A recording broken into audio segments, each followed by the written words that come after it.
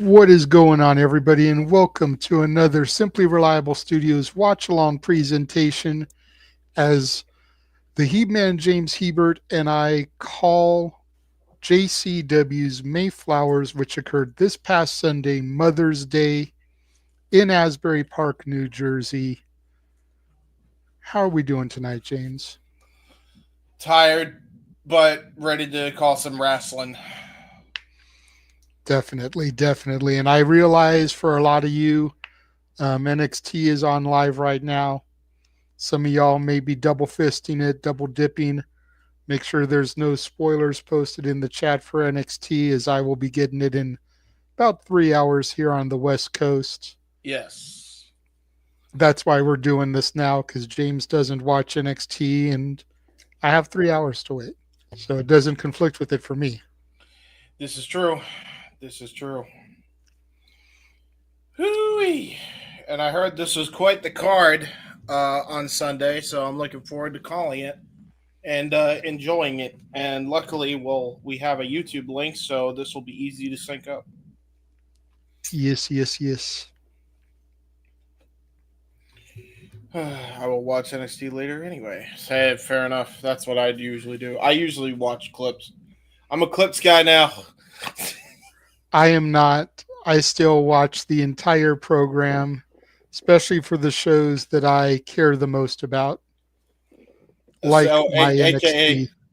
AKA not SmackDown. No, I still watch SmackDown every week. I don't know how in its entirety. I don't know how anybody can, dude. Oh my god. If I'm being honest, I usually multitask. I'm usually doing something else while it's on in the background. There you go. I see. That way it doesn't have my full and undivided attention, which, to be fair, very little wrestling, unless it's a watch along, has my full and undivided attention. This is true. But I still watch it from start to finish the entirety of the 3 hours. So this is fair. So I sent you the link for the show. Yes. Are you ready? I am ready, good sir. All right, let us hit play in 3. Hold on. Clearly, I'm tired too. Let us hit play on the link in 3, 2, 1, play. Yeah. Copyright notice. And for anybody that wants to watch along with us, the link is in the description across all the channels. Mm-hmm. I'm very much looking forward to the opening segment, as it was announced that there was going to be a tribute to Sabu to start the show. So I'm really looking forward to seeing that. I'm looking forward to it for the wrestler for sure. RIP Sabu went out on his terms. Brutal last match that he had. Speaking of, they're showing highlights of his last match. Him falling off the R from the old school Raw set. One night stand against Rey Mysterio.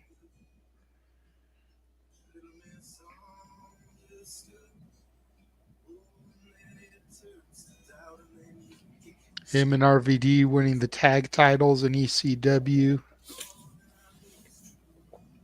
Embracing Janela, Arabian Facebuster from WWE.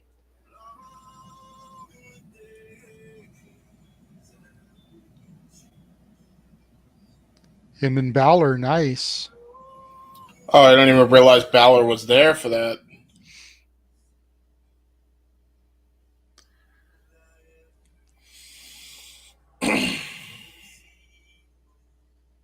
Still crazy to think that there were like 2,000 people there for that show that they did.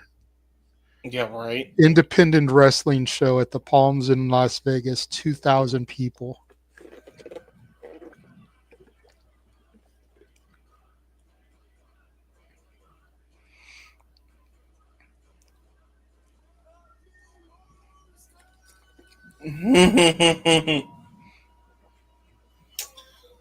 Oh wow! So JCW just has the same GCW ring announcer. Well, they're a joint company, I think. It's like WWE CW. Yeah, I guess It so. was ECW, but under WWE. I think it's the same kind of thing here. Is that in the same arena that? It might be. Yeah, because it feels like it. It feels like the same roof height and everything.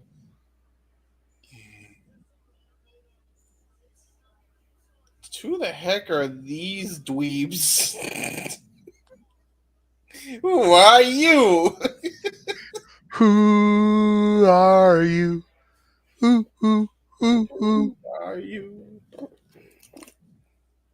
What the hell does that say on their tag team shirt? I don't even know.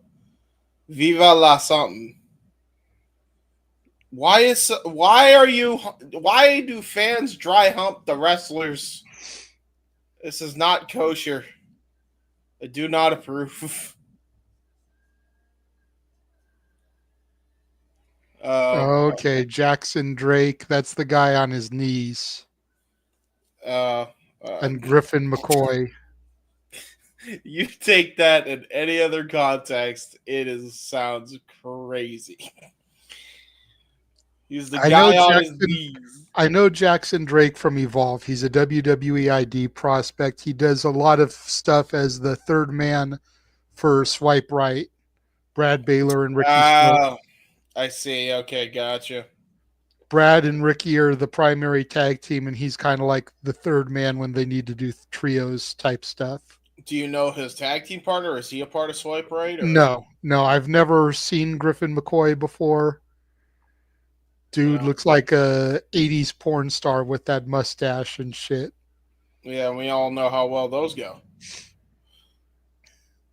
But then here comes Jordan Oliver, Yeah, one half of the GCW Tag Team Champions, along with Alec Price.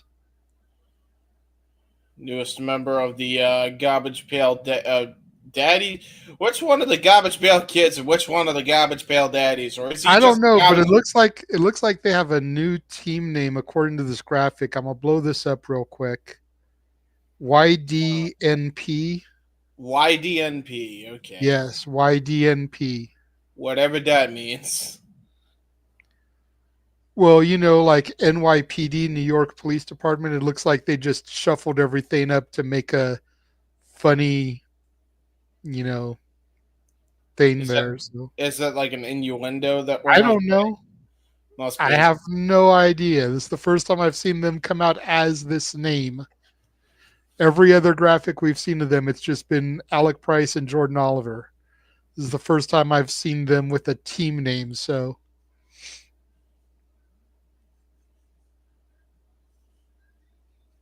Well, I guess the acronyms will forever be a mystery for the YDNP. I do like that Alex Price is wearing a Celtics jersey, though. I'm happy about that. Larry well, Bird, in fact, they're actually. both wearing green and white. So, at least they're color coordinated. I wonder if they're Boston boys then. Shit. Our ring Uh announcer, who traditionally was having the team angle gear in Vegas, has an OG ECW breaker. Kind of digging that here. Not surprised by that.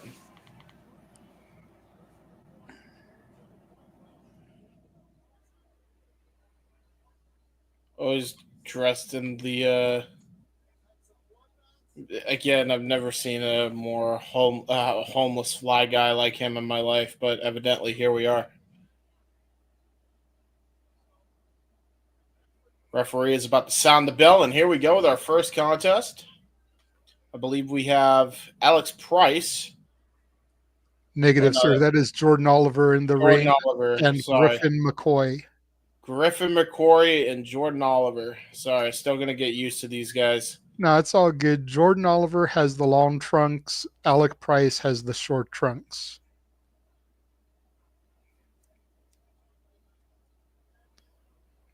Strong collar elbow tie up here. Jordan Oliver, full head of energy. very Yeah. energetic, I guess is the right word. I don't know if He, I'd call it, you know, aggressive, but very energetic in his collar elbow tie up. he knew I like the energy the young man brings. he definitely brings energy, and he also is able to use that energy to win the test of strength. So there is that. Another lockup here, center of the ring. Griffin McCoy getting the upper hand, standing switch there by Oliver. Going to the arm wringer. You'll notice the way he gets an arm wringer, he actually does a double stomp into it, which puts more leverage on the wrist. Nice bridge there by McCoy, though, into the kip up reversal here. Snapmare takedown, going into a pin cover. Uh-oh.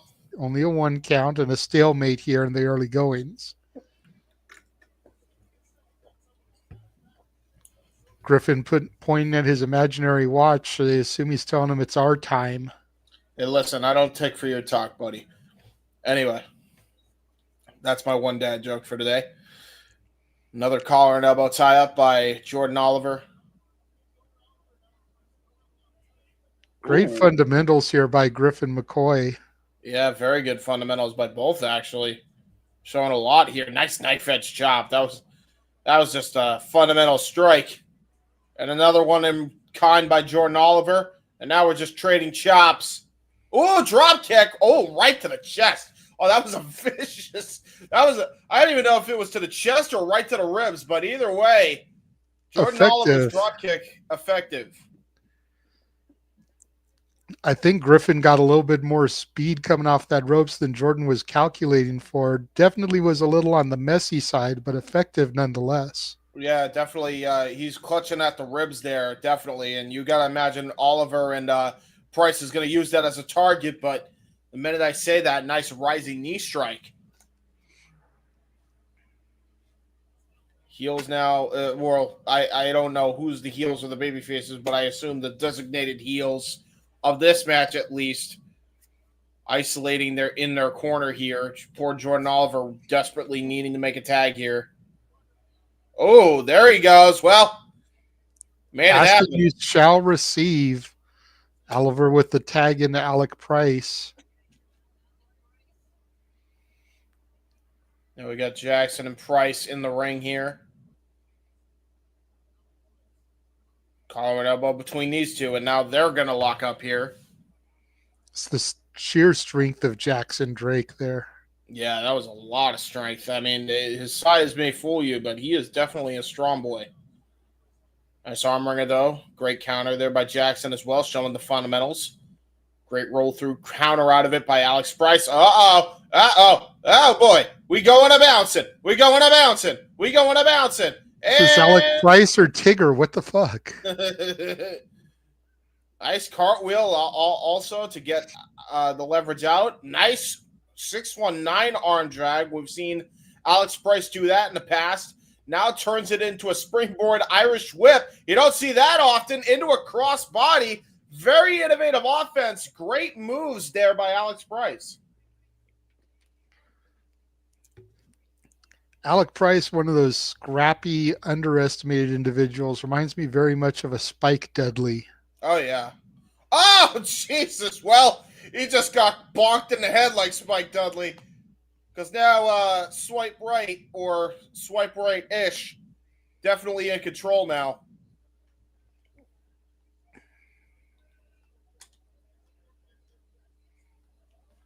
Uh-oh. Well, the minute I say that, the baby faces are like, nah, fuck that. Mm-hmm. Double Irish whip. It looks like we're going double for a clothesline. Double clothesline. One for the pants, one for the shirt. Ooh, good combination offense here by the new YDNP. Griffin McCoy chilling out in the corner, leaving Drake to take the majority of the beating here. Nice punch to the gut, into a Faymaster, into a low drop kick. And the new tag team champions showing they are absolutely cohesive. Yeah, no question. They haven't even had these titles for a full month yet, James, and they already look like they've been working together for years. probably because they have either against each other or training with each other in the past. But nice there by Griffin McCoy, dropping the top rope down, allowing Jackson Drake to toss poor Jordan Oliver into the ring post.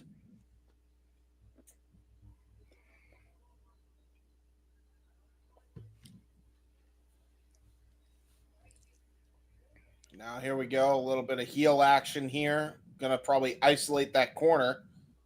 Not that there's much to isolate. They basically have the whole ring isolated thanks to their dirty antics. Nice back suplex by Griffin McCoy.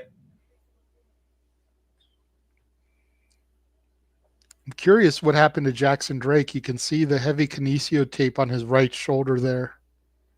Yeah, that's a good point.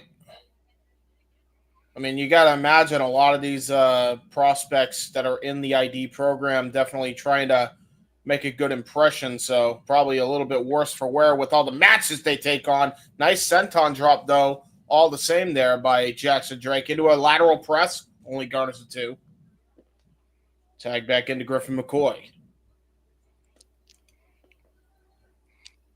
Double teaming Alec Price here. Double Irish whip into the corner. Looks like they're going to go for a double team move, but got double boots in for their troubles. Double hip toss. Vintage tag team wrestling. Almost old school there. Double PK over the shoulder blades. Jordan Oliver desperately trying to get a tag, arm extended there, trying to get the crowd riled up and in this. Alec Price reaching for everything he's got, but Griffin McCoy here not allowing him to get that tag. Not good for the new tag team champions. That's for damn sure. Nice elbow strike, though. Alex Price trying to make it back to his corner. Nice cartwheel evade into the hot tag. Here comes Jordan Oliver. Innovative offense on display already. Nice arm drag hip toss. Jordan Oliver now setting his attentions to the new guy, Griffin McCoy. Nice elbow drop counter out of the air from whatever McCoy was trying to implement there. Nice super kick onto Drake. Jordan Oliver on fire, but just got snuffed out with his super kick for all of his troubles here. Oh, into the face buster. Great catch out of the Tierras attempt. Now hooked to both legs and only garners a 2 still. Almost like a reverse X Factor there. Instead of grabbing him by the face and dropping him, he dropped him by the legs. Yes. Uh-oh. Alex Price takes a suplex there on the hardest part of the ring apron. Yep. Jordan Oliver and Jackson Drake still fighting the two legal men in the ring here. Yeah, and I don't think he realizes that his partner is nowhere to be found either. Now he does. Uh-oh. Oh, look at that, though. Jordan Oliver trying to fight them both off here. Uh-oh. Griffin McCoy springboard. Nice drop kick. Wow. And a forearm shot there by Drake. Another nice Yakuza kick by McCoy. Into a nice scoop power slam. Only garners a 2 yet again. Jackson Drake getting frustrated. You can see it on his face there. And look at his left eye there. Can't tell if it's been cut or just heavily scratched. Not sure if he came in with that or if that happened in the match. Yeah, no doubt about it. I mean, he's definitely got a shiner for sure.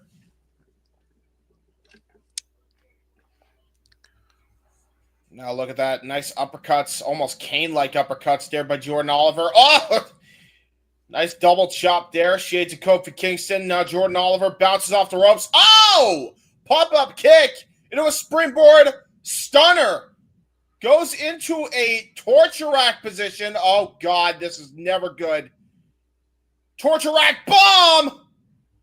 Into a cover. There's 2. And a breakup there by Alex Price. Just barely saving the matchup. Man, I was wondering where he was. He came in at the last possible second like a bat out of hell.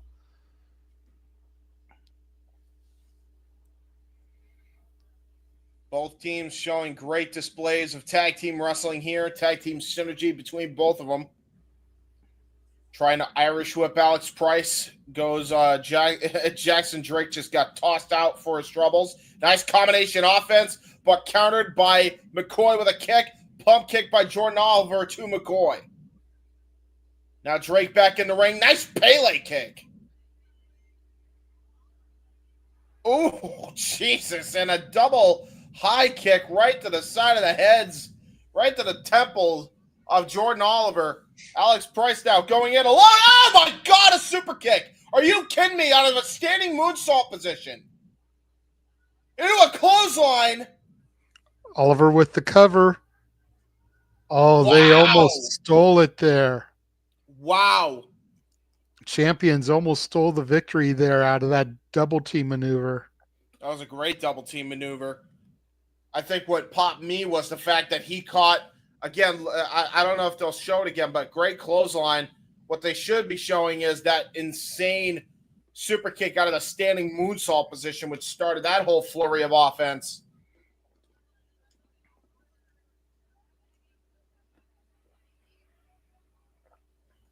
Oh, my Lord, that was a vicious shot there by Jordan Oliver. Both guys are definitely worse for wear here in the later stage of the matchup here.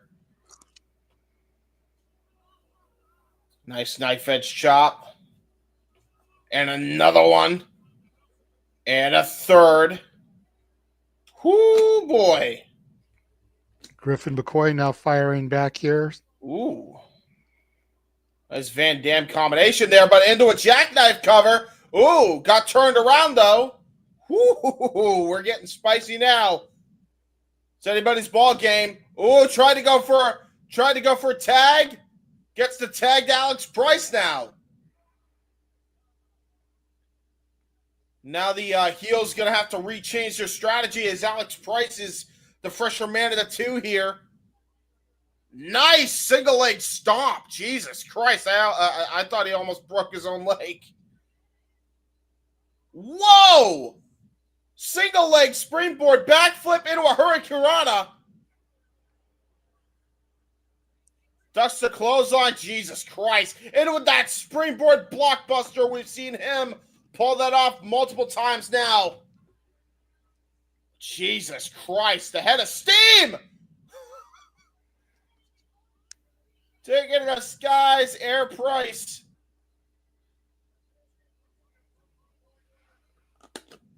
Looks like we're going to have a double team maneuver here. I don't know what these two are planning, and I'm scared. Oh, Jesus. There's that face buster. And into that springboard tornado DDT variation. That might be all she wrote, and it is. Fantastic opening contest here. Yeah, these four impressed the hell out of me, actually. Very good matchup. Very good. These four young guys right here definitely got a future in the biz.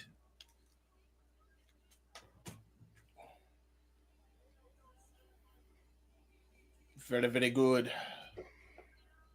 That was an insane opener. I'm really digging Jordan Oliver. Mm-hmm. I'm digging Jordan Oliver and Alex Price. Alex Price impresses the shit out of me every time I see him. Seems to be they make a great unit, but I see more of a future in Jordan Oliver than I do in Price, just because I feel like Price's moves are going to get the better of him someday. Yeah, he's definitely like Oliver's a little bit more grounded. rotation. Yeah, one run rotation, and he could be having a serious injury. You're not wrong. Going back here to crazy, scary, spooky, hilarious 2 weeks ago in LA, Atticus Cogar and Sam Stackhouse. Yep. It was something.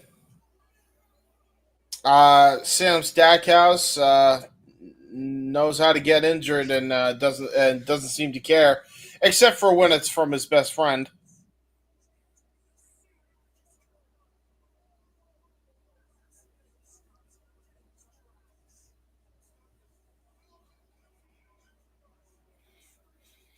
That was a damn good match. I'm not sure how many matches do we have, JJ?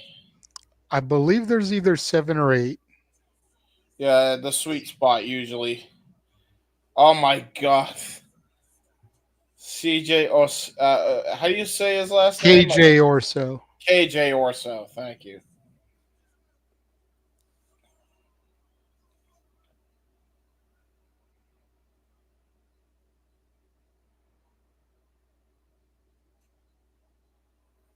Oh my god.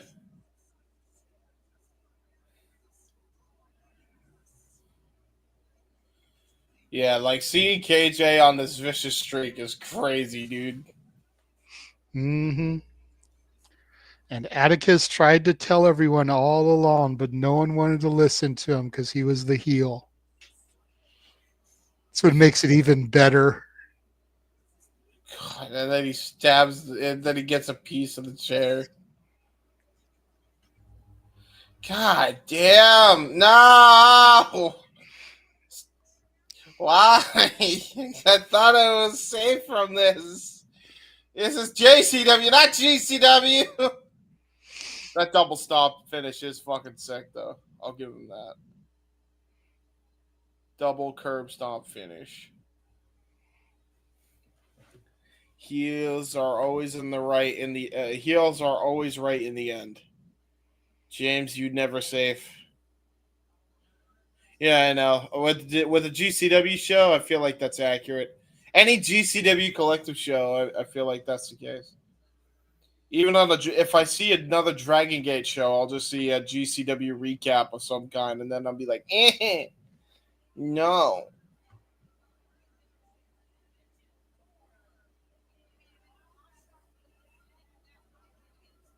Oh boy. Oh shit. Okay, Tony Deppen and Matt Makowski. Okay. Now you got my attention. This is some technical graps we got coming up here. Two of the See, and best. I know nothing about either of these dudes, so you're definitely going to have to carry me here. See, listen, I don't know much about either one of these guys, but I do know one thing.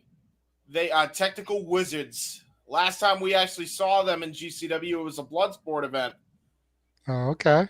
So they had their, I believe at that point, their own individual matches. I don't think they fought each other per se, but we're about to see that tonight. So I ain't complaining. I know Matt Deppen's more the straight shooter wrestler. So I believe Matt Makowski more the grapple in the MMA sense. So definitely going to be a clash of styles, but interesting nonetheless. And I believe there's a striking background to Matt Makowski also. Or as a some person in Monsters Inc. would call him Matt Makowski.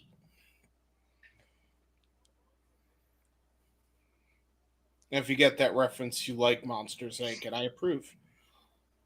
Well, of course I get it. Come on now, who are you talking to? I know you do. I'm talking to the general public. Matt Makowski. Matt Makowski. I'm always watching you, Makowski. Don't forget to submit your paperwork. Don't forget to submit your paperwork, Makowski. Why are you at my door, Makowski? And here we go. Ooh, nice. Damn, the female referee looking. Easy there, Tiger. Rawr. Anyway, bell rings. We're underway. She can ring my bell any day of the week. Anyway. Here we go. Tony Depp. Why is Tony Deppen wearing a shirt? How dare you? Show some respect for yourself. Actually, no, that's smart. Actually, why do more wrestlers that are technical not wear shirts when they have the option to more often? Because that's actually brilliant, because then you can't get grappled. Tony Deppen just sliding around the ring looking for the lockup here. There we go. Nice.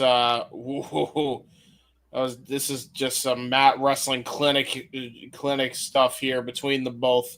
You can definitely tell Tony Deppen definitely outclassing Matt Makowski in the mat game department.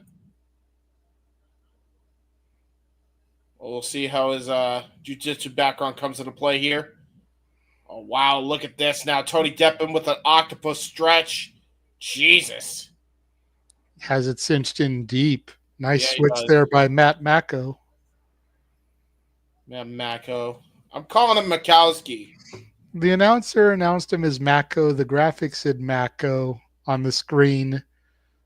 But his name is Makowski. You do you, James. Matt Makowski now getting arm ringered. Tony Deppen still trying to hold on to wrist control. Nice breakout there by Matt. And now look at that. Oh, wow. Got him in a sleeper hold. Got him in a Gucci Katami. Tony Deppen just smiling like he's enjoying it. A little bit. You sick fuck. You sick fuck. Oh, look at the way he was able to get him in his own sleeper, though. Oh, look at that, though. Brett roll through escape. Irish whip there by Tony Deppen. Nice up and over there by Matt Makowski. Tries to go for a nice right. Tony Deppen now coming in, trying to go for a low rope arm drag. And now into a cross arm breaker. Brilliant by Matt. But a brilliant counter by Tony Deppen, almost like he was trying to fake him out on purpose. Oh, holy shit. Almost got his head kicked off for his troubles. He's like, this close. You almost had me there. You almost had me.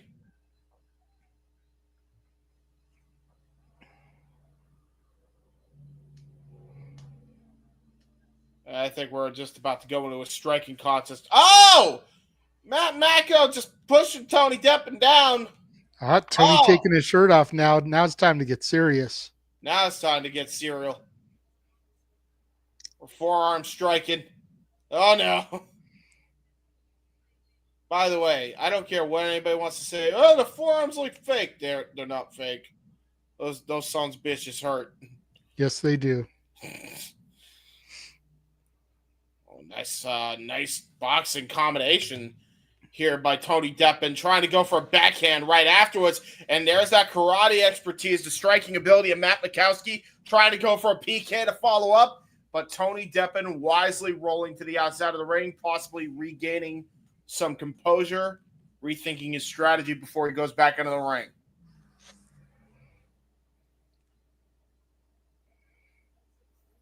Sense a bit of frustration as well on... oh, Jesus Christ. Well, Matt Makowski's like, fuck you, bloody. Running cannonball there from Makowski. Yep. Onto the concrete floor, mind you. As Mako brings him back in. Nice kick right to the arm, right to the elbow, pinpointed the elbow. And now Matt Makowski in control of the grappling favorite here. Working on his arm here. Now bringing up some wrist control. Now turning it into a nice snap suplex. Brilliantly done. And now turns it into an arm bar. And just uses his hips to roll through into a key lock. And now trying to look, it looks like he's trying to look for a label lock here. Oh, no. Oh, no. Matt Mako trying to bend those digits, bend that wrist.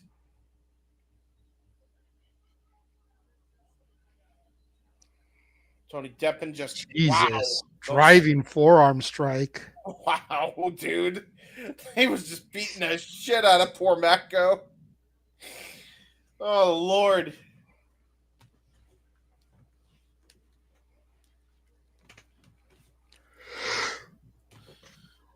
But then I ruined the gimmick, Charles. A nice key lock there into the ropes. A clubbing shot right to the back. A nice headlock takeover there. What is he going to go for here? Some joint manipulation? Yeah, very much joint manipulation. Jesus. And look at the way he's able to bend that wrist back to keep it. around him. And now he's putting his knee on and adding some pressure. Oh, no. No. No. No, don't break his arms. No, don't do it. Oh, no, Tony. No. Oh, God. That's how you separate the shoulders. Gotta keep them separated. That was no DQ theme once. Anyway. Oh, look at this. Channeling a little bit of Bryan Danielson with the S kicks. Oh, Karate Kid taunt. That might not have been the wisest decision by Tony.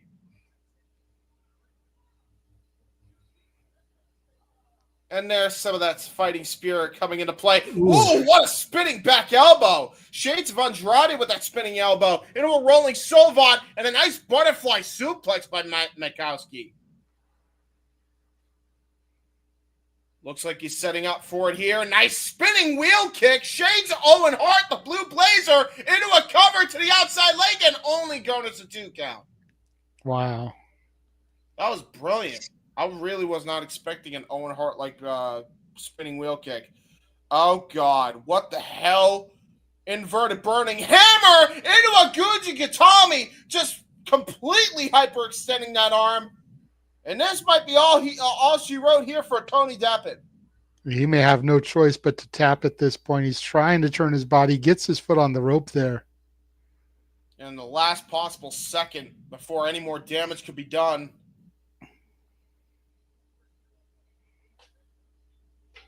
Ring awareness is definitely in the strong suit for both these guys.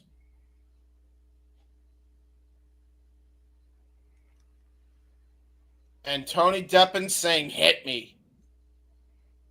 Bring it more.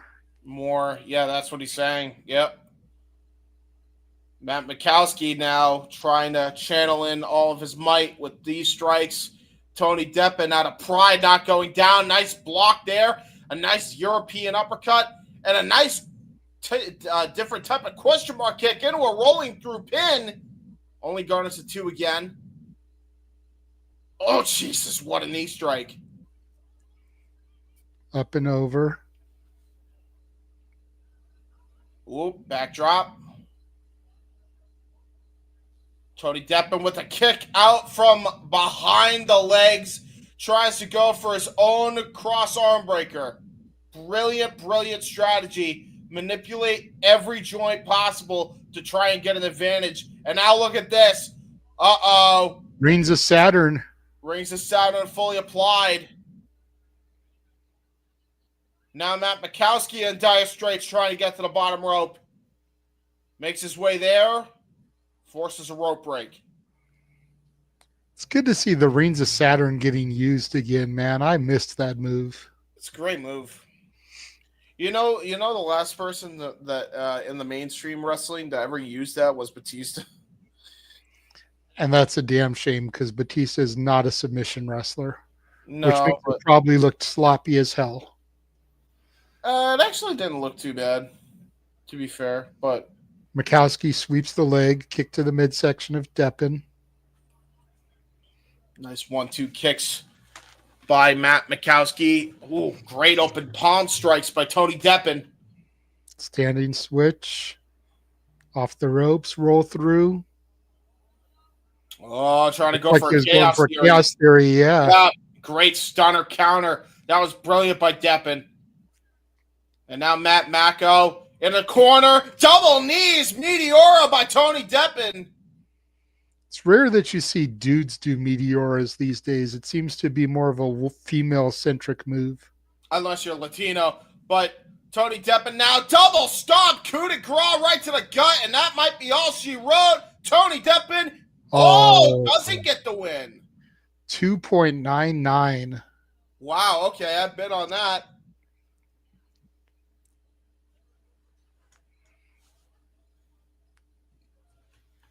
Tony Deppen and Matt Makowski showing why they're two of the top prospects on the Indies right now. This might be a bold statement, but it's going to take a lot to top this match here tonight. Yeah, dude. They're pulling a Shawn Michaels, Razor Ramon right now. Nice forearm strike there by Matt Mako. Shot right to the kidney. Trying to bring him down with the top rope maneuver. Oh! Tony Deppen blew a booger in the face of Matt Makowski. Matt Makowski. Oh, no. And now it looks like he's going to try to go for a suplex to the outside or a brainbuster from the top. Not sure which. Either one can't be good, but it do not matter. Matt Makowski turns it into a suplex into the ring. Turns it into a flipping power bomb. How did he not get a 3 count off that? That's what I want to know, James. Jesus Christ. That was ridiculous. Suplex into falling release power bomb, sit out, and still doesn't get the win.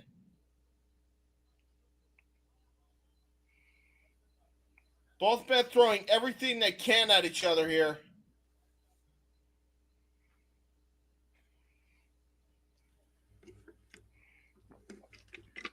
And now we got Tony Deppen showing a bit of defiance here. Matt Makowski is like, oh, tried to go for a spinning wheel kick, got caught with a karate kick instead. And now Deppen is staggered legged into a cover. There's 2, still kicking out. And now I think he's going to go for the submission. This might be all it wrote. Oh, wait a minute. Up kicks. Deppen fighting out here.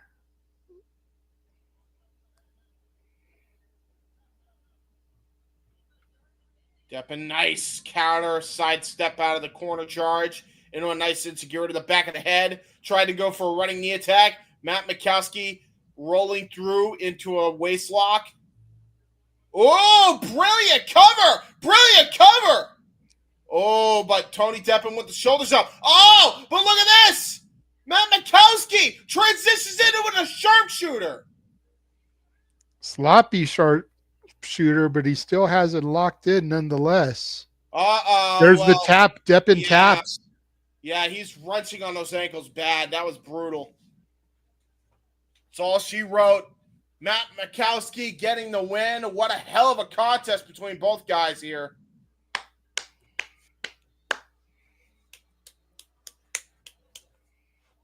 Very well done. Very good match. Matt Makowski is now going to get to be the #1 contender for the JCW Championship. Depends who walks out of here with the title tonight, though. This is true. I mean, Matt Makowski definitely just put a stake to his claim there for that. Uh-oh. Speaking of the JCW champion, Masha Slamovich.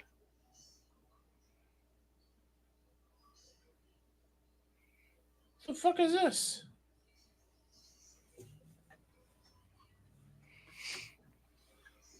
The cardinal sin, forgetting where you came from.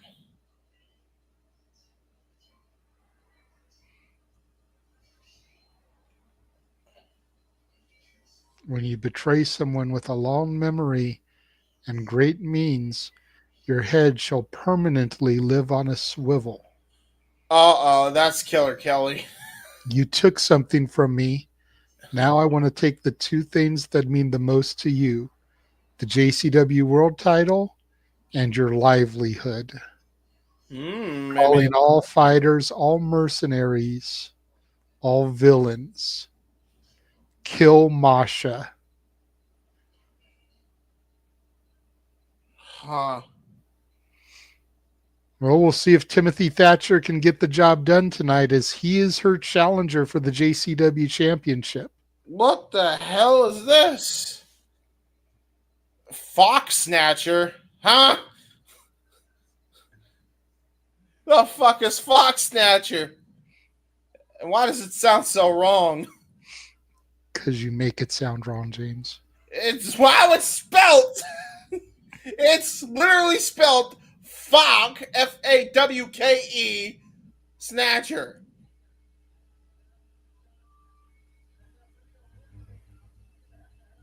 Oh my. Hello. Who are you?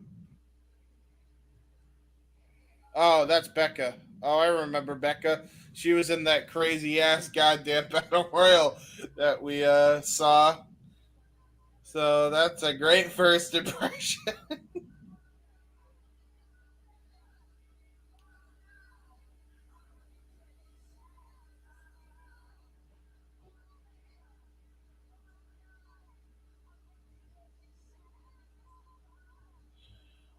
Yeah, don't quit your day job, Becca.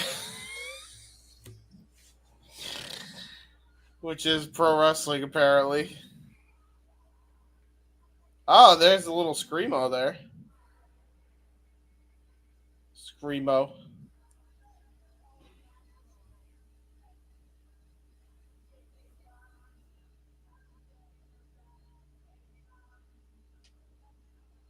Okay. What's happening? Uh, I'm tired. It's too late for this shit. she's Becca. On We God. know. We get it. We know you're Becca. We know be with Becca or die. I get it. Okay, cool. Yay! Somebody had the courtesy to interrupt. Oh, who Zayda did? Steele. Hello, Zayda. Where am I? Everybody looks looking fine in this matchup. Well, almost everybody. There's the referee. Who's the heel, though? That's what I want to know. I assume not Becca because Becca homegrown and Zayda Steel WWE ID. So I Well, think but we know who. people were booing Becca and her performance. Oh, And Zayda Steele is that, hot chick that you have no chance with. So unfortunately, I have no graphic for this because it was supposed to be Billie Starkz and Zayda Steele, but well, apparently something happened and they had to switch it. probably another injury for poor Zaya. Ah, disrespect with the head pats. How dare you pat the head of Becca? On God.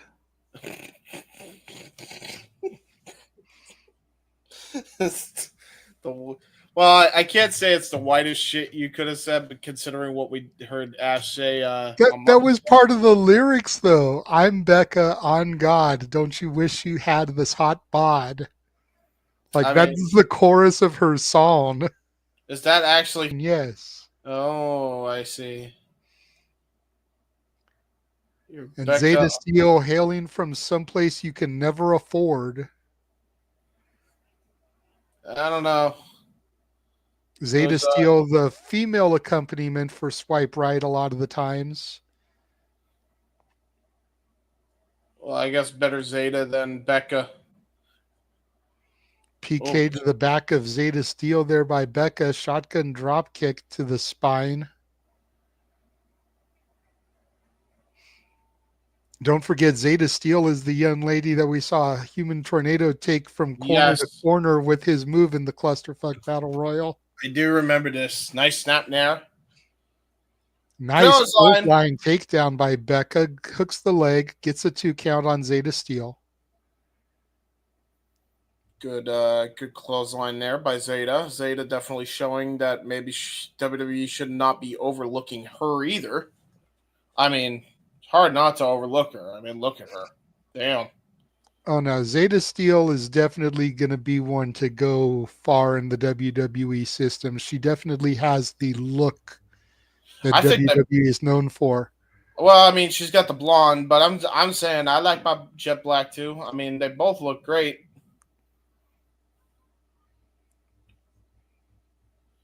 Now they're beating the shit out of each other. Ah, no! Knife edge chop while she's hung over on the truss that's supporting the arena. No.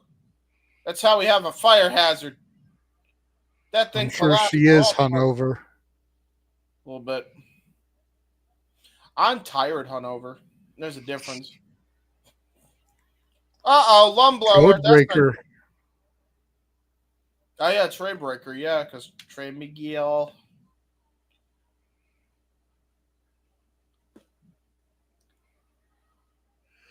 If I start doing random Jim Carrey faces, because I'm yawning from being up for 24 hours. Don't mind me, folks. I'm fine. Nice And baseball slides. James definitely going to go Mimi's after this. Oh yes. I'm probably going to try and turn in early too because I do work tomorrow. So, Yeah. ooh, Oh, nice nice. baseball slide rocks Becca there in the front row, What are you taking her, doing over there, Becca? sending her into an empty seat.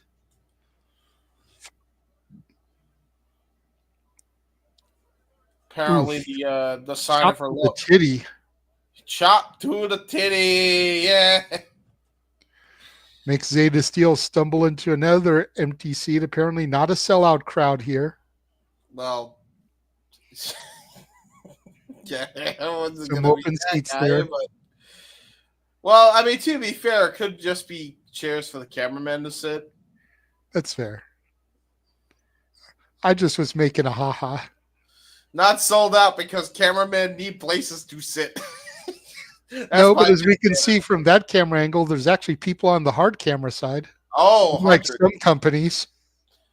nice kick right to the gut. By the way, that was brutal. Poor Zayda Steele not going to be able to have babies after that one. Nice kick out though. Uh-oh. Locked Crossface. in the crossface there. Might be all she wrote. Poor Becca. On God. I hate it. So would you rather have Becca sing or that one Joshi chick that had the K-pop I'd gimmick? rather Becca. I'd Wow, rather okay. I Becca. think I'd rather have the other chick personally. Nah. Because at least we saw that she can do it without the shtick. Ooh, good head kick though by Becca. Gonna go for a fireman's carry. Ooh, Into a Ushigoroski. backbreaker. There's two and a kick out.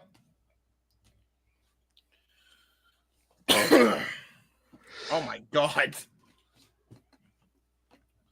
The Becca got extension legs. that Becca got there on that super kick. Yeah, Becca got legs and she knows how to use them. And in this case, using them as kicking people in the fucking face. Not the fucking face. Oh yeah, absolutely the fucking face. And now elbow strike right to Becca's fucking face. And now there's a schoolgirl. Oh, oh, hey, Feet foot on on the the ropes. face.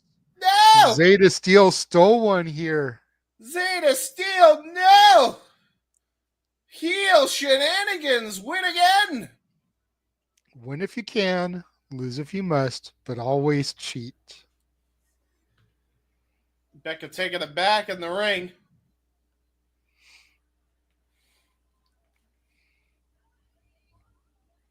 Becca now shooing off Becca, or I'm sorry, I'm tired. Zayda Becca Steele. showing off Becca. Wow.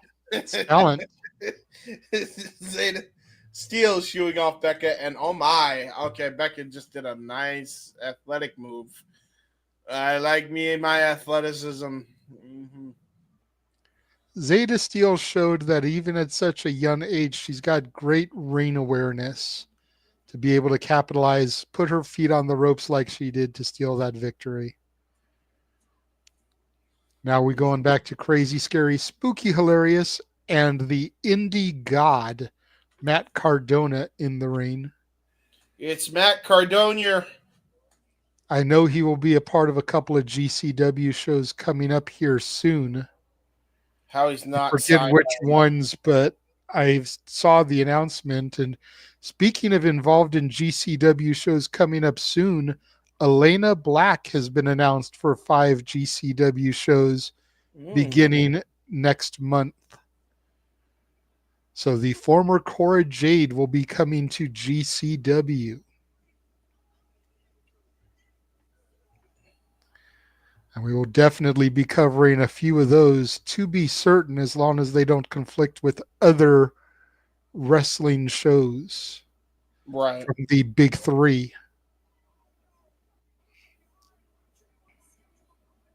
I forgot Mance Warner is now with Matt Cardona because of Steph Delandra, who's friends with Matt Cardona. And there's a door. The Well, it's GCW also special. Mance's woman, so This is true. GCW, home of the door.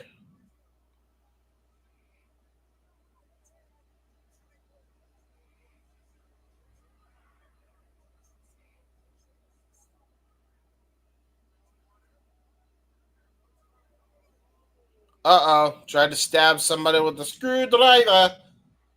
And Mance Warner paid for it with a steel chair shot. And then the Rough Rider. Rude. Rude by Matt Cardona. Big heel energy. Very big heel energy by Matt Cardona. There it is. Thursday, June 12th, JCW World Championship. Masha Slamovich versus Matt Makowski. For now. But of course, we've got to see if Masha can survive until then. She's got quite a few dates where she'll be defending the JCW Championship between now and then. First up, Timothy Thatcher. Mm-hmm.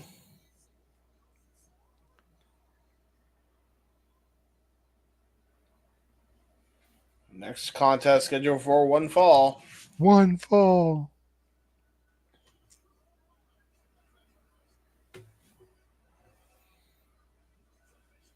See, I like this show. This show doesn't have any of those weird ass weapons. Let's not get ahead of ourselves. Woo! Jonathan Gresham! Let's not get ahead of ourselves. Matt Tremont is in tag team action on the show. No!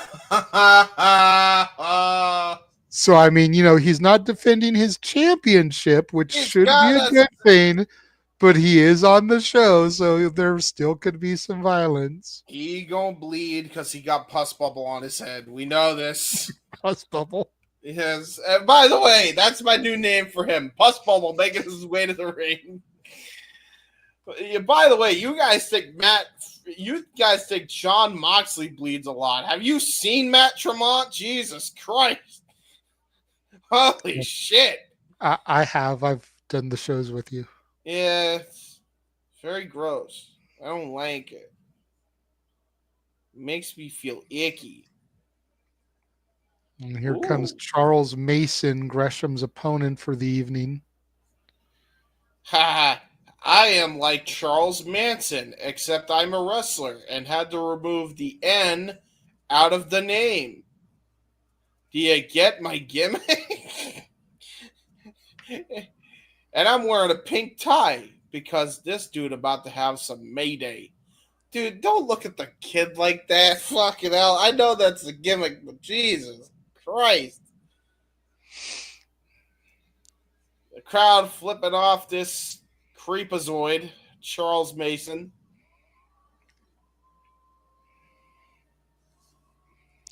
I've only seen Mason once or twice, but if I remember correctly, he's actually a hell of a technician. Do not be fooled by the gimmick and the wardrobe. Oh, I'm sure he's great. I mean, look at who they put him in the ring with. They're not going to give him Jonathan Gresham if he's a slouch. That's fair. That's also very fair. I mean, the last time that there was anybody that was perceiving to be a slouch, Tony Khan got an earful, so we know that for a fact. Referee calls for the bell. My favorite referee. Gee, I wonder why. James wants to snap that ginger. I want to slap into that Slim Jim. Ooh, yeah. Dig it. Dig it. Hong Konaga hoops.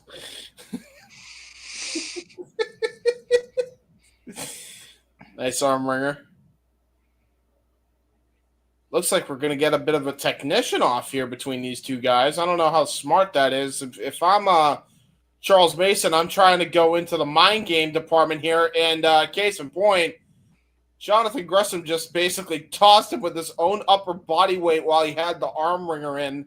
So that was not the smartest idea by Charles, trying to go test But his what? strength in But any what regard. if? But what if the mind game for Mason was to try to out wrestle Gresham? Like I said, a lot of people are deceived when they look at Mason. So the mind game could have been like, "Hey, I'm a better wrestler than you may be giving me credit for." This is true.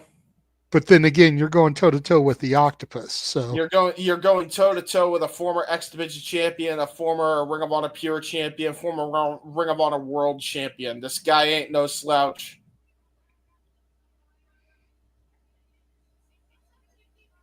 Why are you licking your fingers?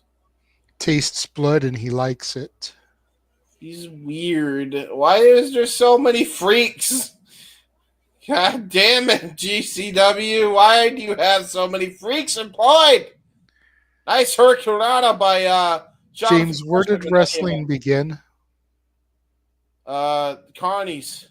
Yeah. Sir. So why are there so many freaks in GCW? Taking it back to the old school, the carnival roots. It's one of the things that I'm really kind of getting into here with GCW is their attention to characters. They may not be the greatest characters, but it's attention to character work. This is true. Nice kick to the leg, and then a nice drop kick to follow up, though, by Gresham. And because it's the indies, they're not corporate characters. It's an extension of what the talent wants to do. This is true. That shows their creativity. It's one of the things I always loved about the indies is you didn't have some office saying, well, you're going to be a cult leader and we're going to call you Charles Mason like Manson. It's like, no, this is what this dude wants to be. Yep. Fuego del Sol is what he wanted to be. Matt Tremont is what he wants to be. All these different gimmicks. Atticus Cogar, a corporate office didn't come up with these. These are all extensions of the actual person, which is what makes characters connect and work, is when it is in a part of you that's just been amplified. Dude, this is just toying with Charles Mason, though, at this point. And now he's clapping the hand of Charles Mason. Mason's defenseless. He can't fight back. And now he's just getting stretched. He's slapping the boot. No. He should be slapping his knee. Say it's a real knee slapper. Mason just spit something in the face of Gresham. Oh, God. Well, I don't want to know what the hell he spat in his face, but okay.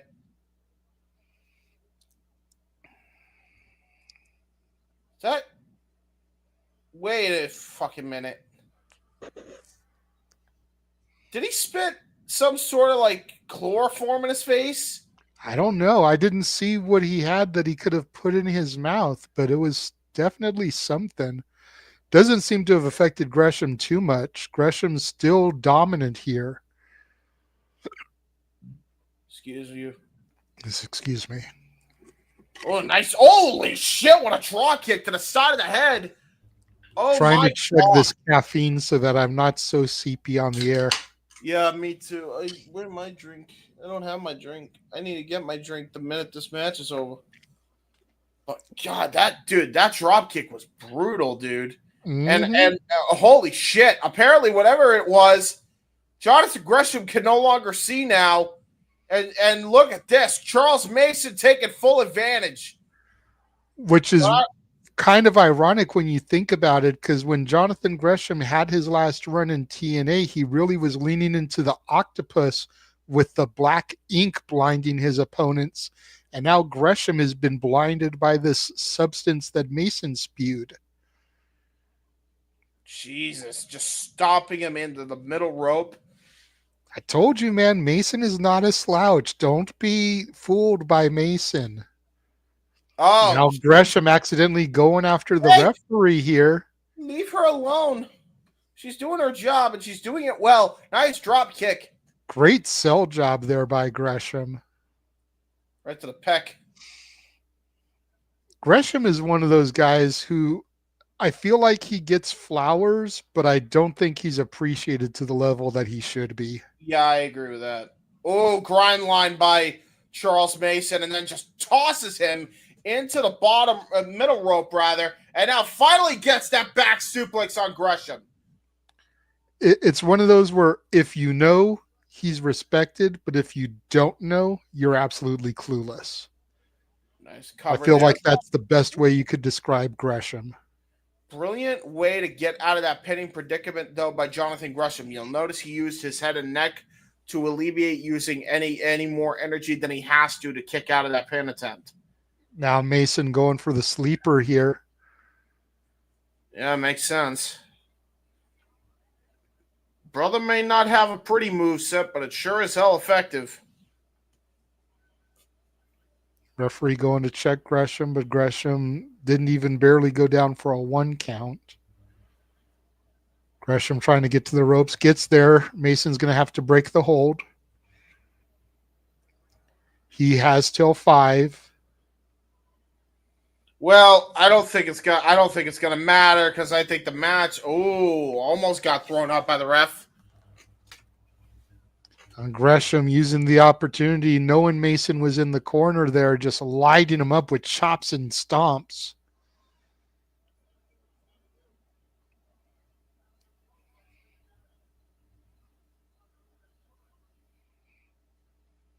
Yeah, this is not looking good, man. This is not looking good for Jonathan Gresham, even while he has him.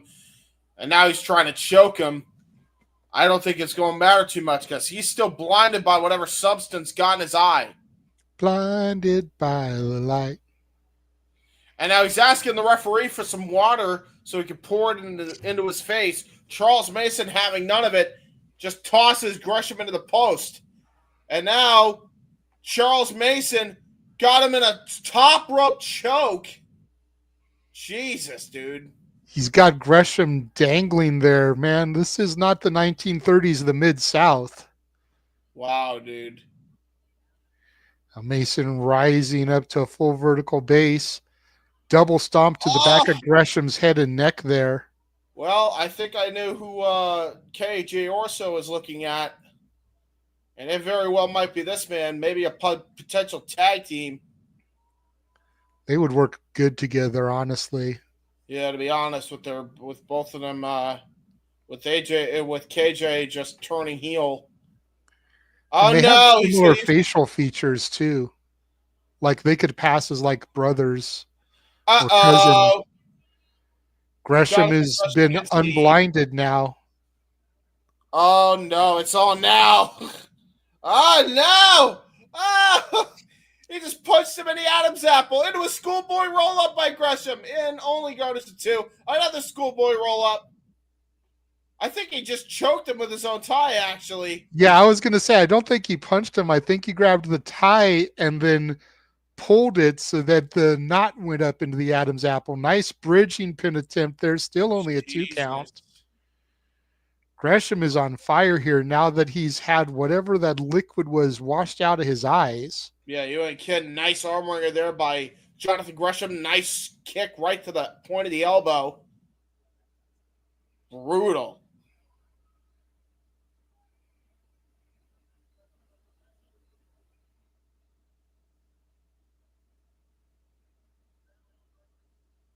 And now look at this, Gresham.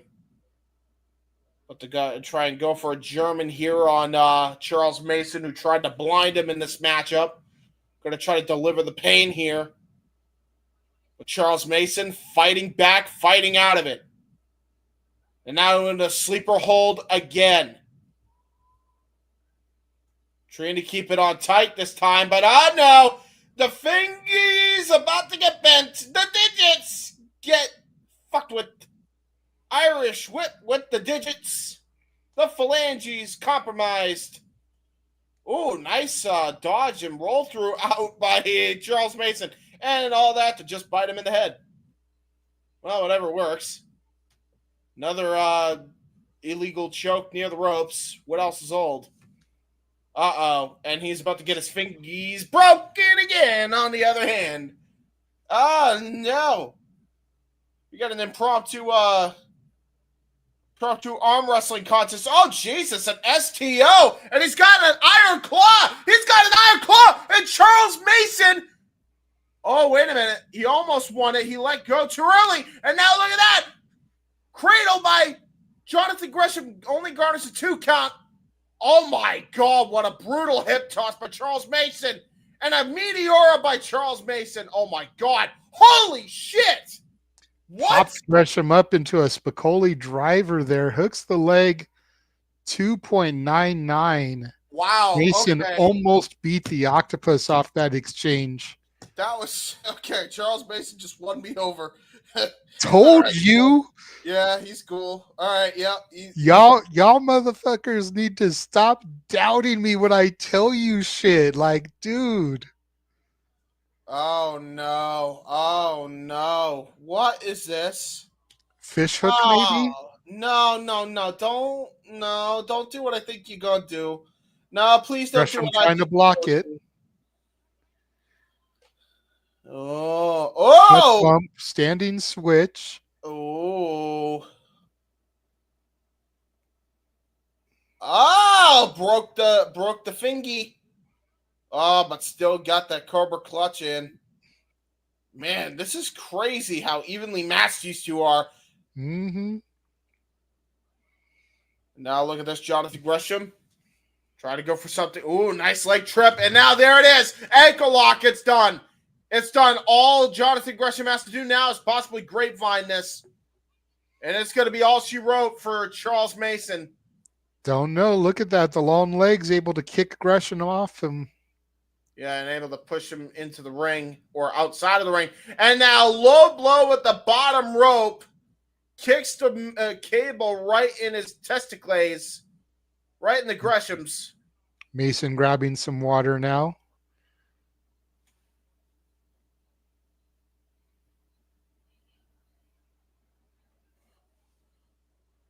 Oh, no.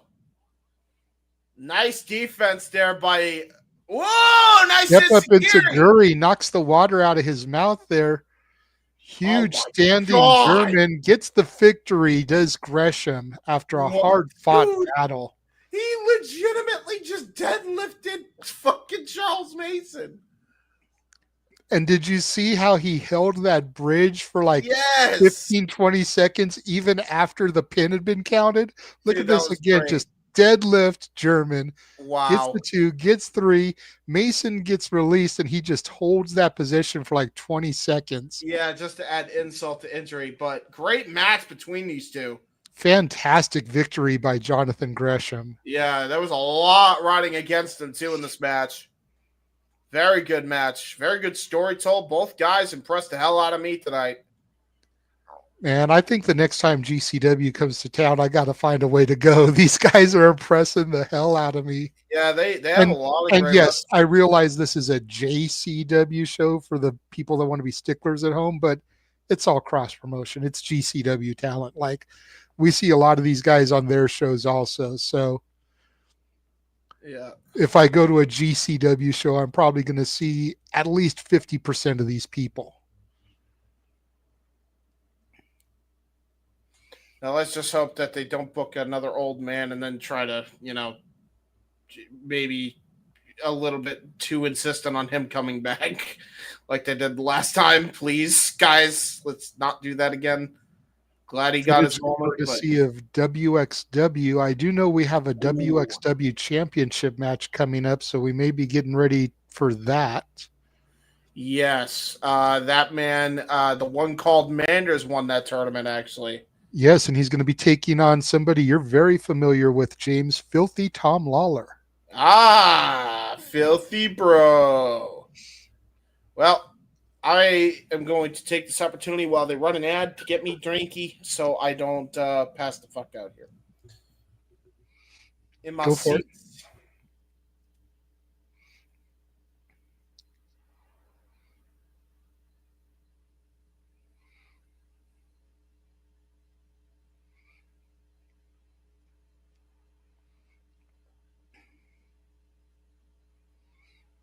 Yep.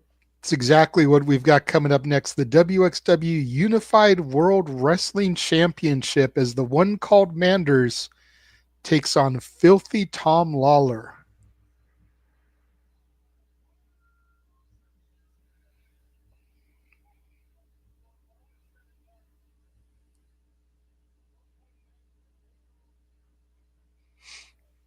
Here comes Filthy Tom Lawlor coming to the ring first of all. One half of the Filthy Bros, along with the original bro, Matt Riddle. Riddle, of course, the MLW champion currently.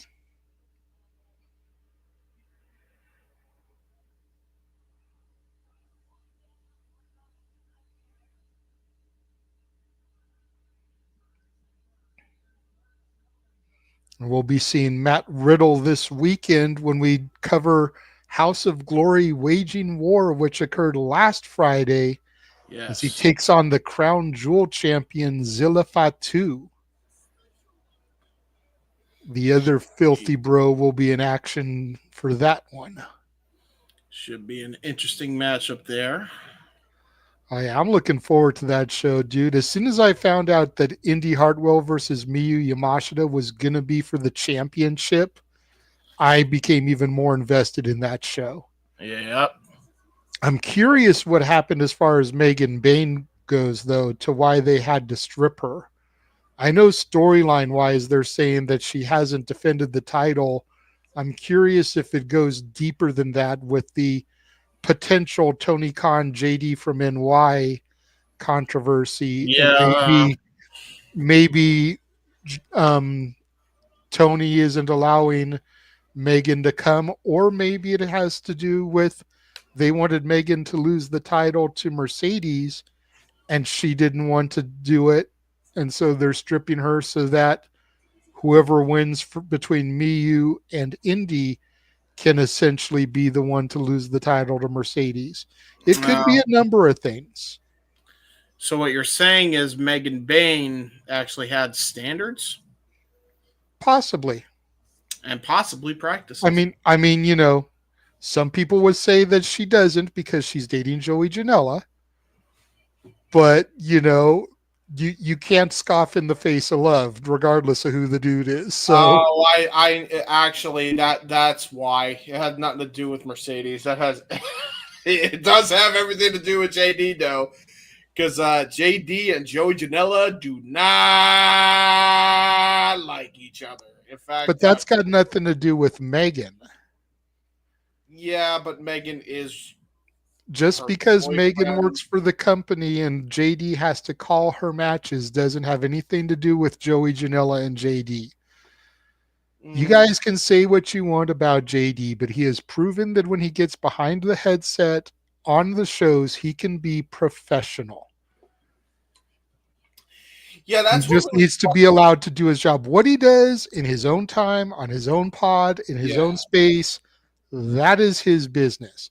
What he does when he puts this headset on for House of Glory is something completely different and should be judged to a different standard, as the referee calls for the bell here in this WXW Unified World Wrestling Championship match. The one called Manders versus Filthy Tom Lawlor. Yeah, good luck. Good luck, Filthy. We know that his partner Matt Riddle of the Filthy Bros. He's the current MLW World Champion.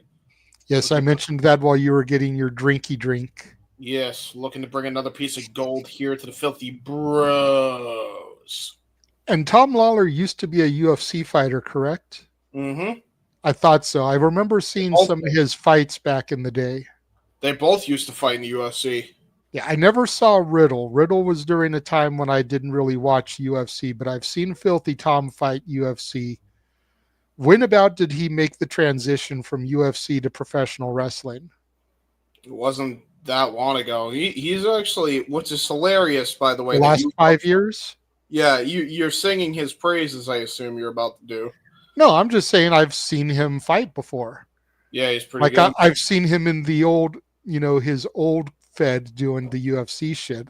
I'm still very new to Filthy Tom as a pro wrestler. but I know that Riddle fought too. But I kind of I was watching UFC more during the Rampage Jackson Brock Lesnar days. Yep. Yep. Me too. I feel you. So Riddle wasn't really fighting then. I was watching when Ronda was a fighter, Ronda Rousey. Well, I will tell you that your boy here, Tom Lawlor, that you do not know, did manage two of your other boys from SoCal, the West Coast Wrecking Crew, for a period of time, calling themselves Team Filthy, Jarrell Nelson and Royce Isaacs. He Okay. actually managed them for a while. So you got some histories with a lot of those guys from, I believe, Tacoma, Washington, which means he is also Okay. friends with Brian Alvarez. So that's a weird ass nightmare blunt rotation there. Anyway, Filthy Tom with an interesting fighting stance. yeah.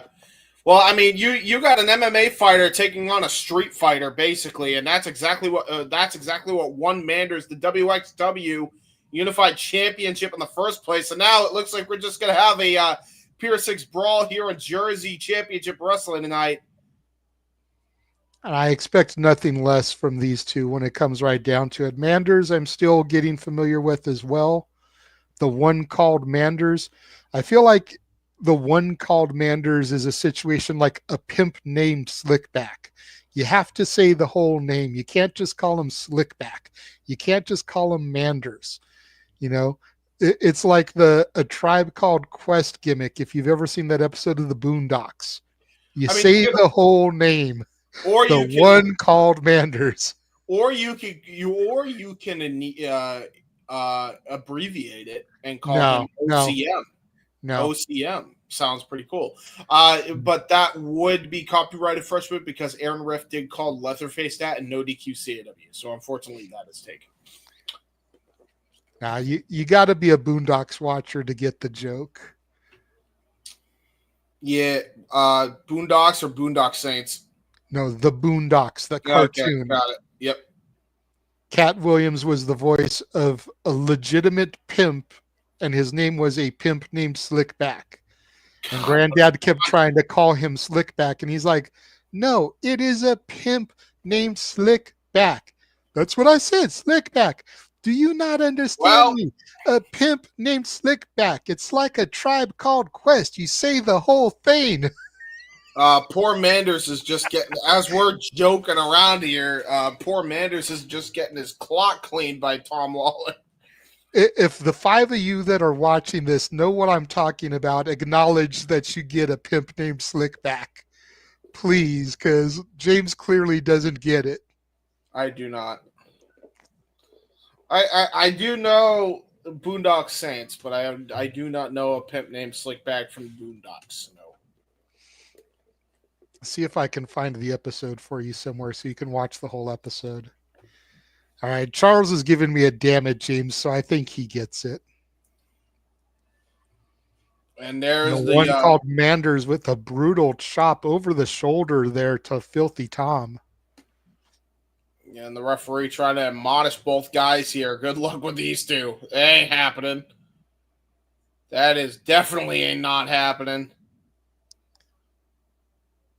Filthy Tom with some serious cauliflowered ears from all his years of UFC fighting. Oh, you know what he just did? Cravat headlock, bounces his head and neck into the bottom and middle ropes. He also used the leverage to kick the rope to send it straight up his Manders.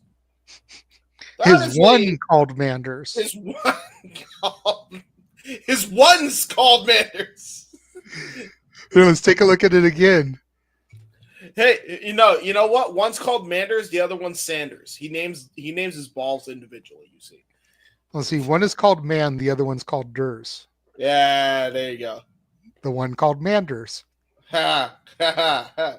The ball's called Manders. Referee admonishing Filthy Tom here. I mean, I'll tell you right now, one called Manders needs to fucking get Tom Lawlor back for the blatant ass disrespect. Like, blatant ass disrespect. Oh, open pop WXW style. The one that Gunther made so infamous, made him a WWE Hall of Famer coming into play, but unfortunately got dropped toe hold face first. Jesus Christ, into the bottom turnbuckle, and that was a brutal landing, by the way. Head ricocheted off the mat. So his head trevored off the mat? Fuck that dude. The less mention of him, the better. Nice shoulder thrust there by Fifty Tom Lawlor. Oh, wait, hold on. Before any tribalists come after me. Javon Evans was no better. All right, thanks. Yes, I heard your space. Uh-oh. Suplex. Nice one by Manders. Nice float over vertical suplex there. Oh my God, we got a kid like running all over ringside. That's not good. That's a hazard. Kids becoming his man. The kids are becoming Manders' manager. Look at this. Nice clothesline. He's channeling their energy. By God, Manders, one for the people. And now going for the Oklahoma Stampede. By God, here's a cover. There's two and a kick out. Damn it, James. I can't take you seriously right now. I'm tired and this is the best you can get. I appreciate it, but damn it. I am in a third plane of existence right now. Uh-oh. Manders charging up the Lariato Stan Hansen style, but got caught with a discus punch and a nice single knee code breaker into a pump kick and now into a Gucci Gatami. That was brilliant. Okay. I may be in a third plane of existence, but I can admit that shit was impressive.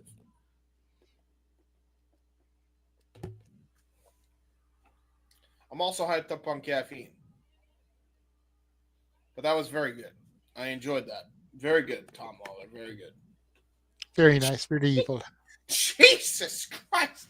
I was not fancy about that. Tom Lawlor just kicked the shit out of his jaw and then kneed it right after. And down goes the one called Manders. Hook to the outside leg. There's two and a kick out. Jesus Christ, that was brutal, dude. That was stiff as shit.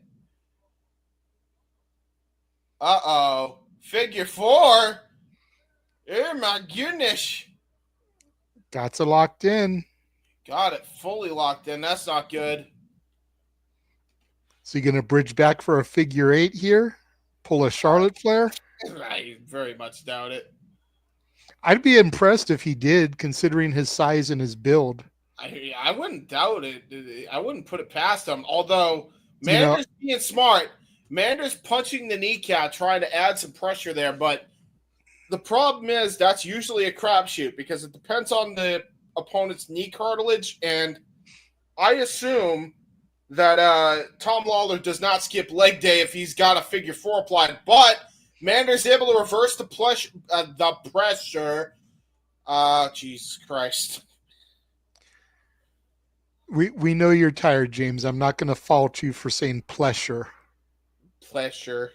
I'm not going to ride you for that and call it a botch or anything, okay? We're both tired. This is true. Rolling again, going under the ropes here, forcing the break. All I know is if I see Matt Tremont bleed, I will be even more reactionary than I normally would be. Probably. Well, you know he's going to. It's just a matter of how long into the match until that pus bubble gets popped. How long into the match until somebody just pokes it and then it goes. As long as it doesn't spurt out like a freaking sprinkler. Don't fucking remind me of that match.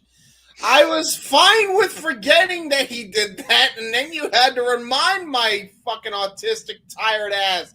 I don't want to think about it. I just had KFC. I don't need to puke it out. Do the KFCs near you have the chicken and waffles yet? Yes! I want to try them so bad. I just don't have the money. I don't have the money. Dude, honestly, I ain't gonna hold you. When I get the karaoke check, that shit's going to chicken and waffles at KFC. I'll be real. That's just going to chicken and waffles. Anyway, got a match to call. There was a lot of brawling on the outside, guys. You didn't miss much. Nice. Ooh, Boston knee party to the back of the head by Filthy Tom Lawlor. Lateral press. And Manders with a kick out. Jesus.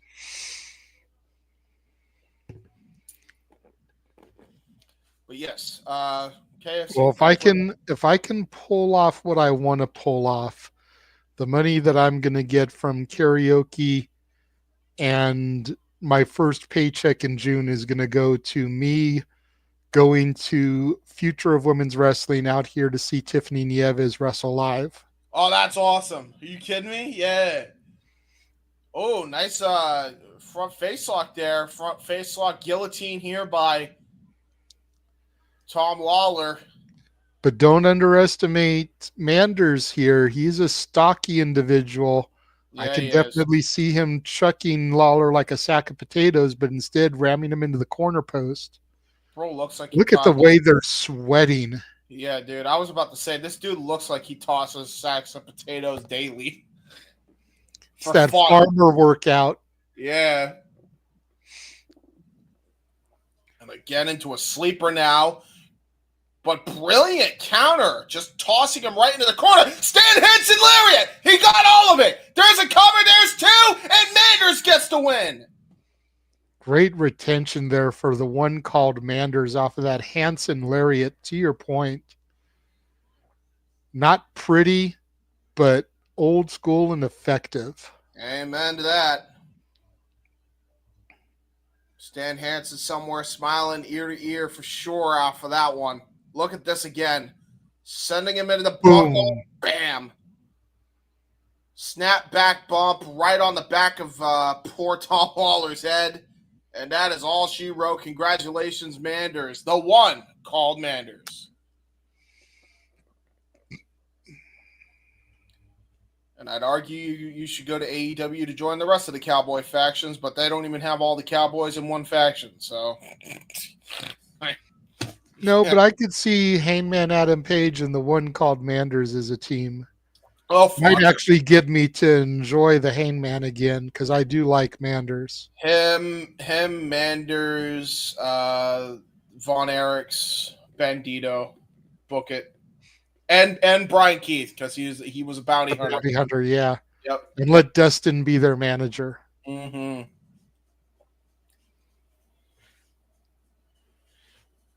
Silas Young too. Give him something to fucking do. That guy is getting shafted, bro. I hate it. I like Silas too. Taking a look at highlights here of Lee Moriarty. Looks like he's going to be up next here as he takes on Marcus Mathers, WWE ID prospect. Is he still the Ring of Honor pure champion? I'm not sure. I don't watch ROH. I'm going to check. Hopefully it's not out of date. But Marcus Mathers, one of the MVPs of WrestleMania week, worked 12 matches over the course of that week.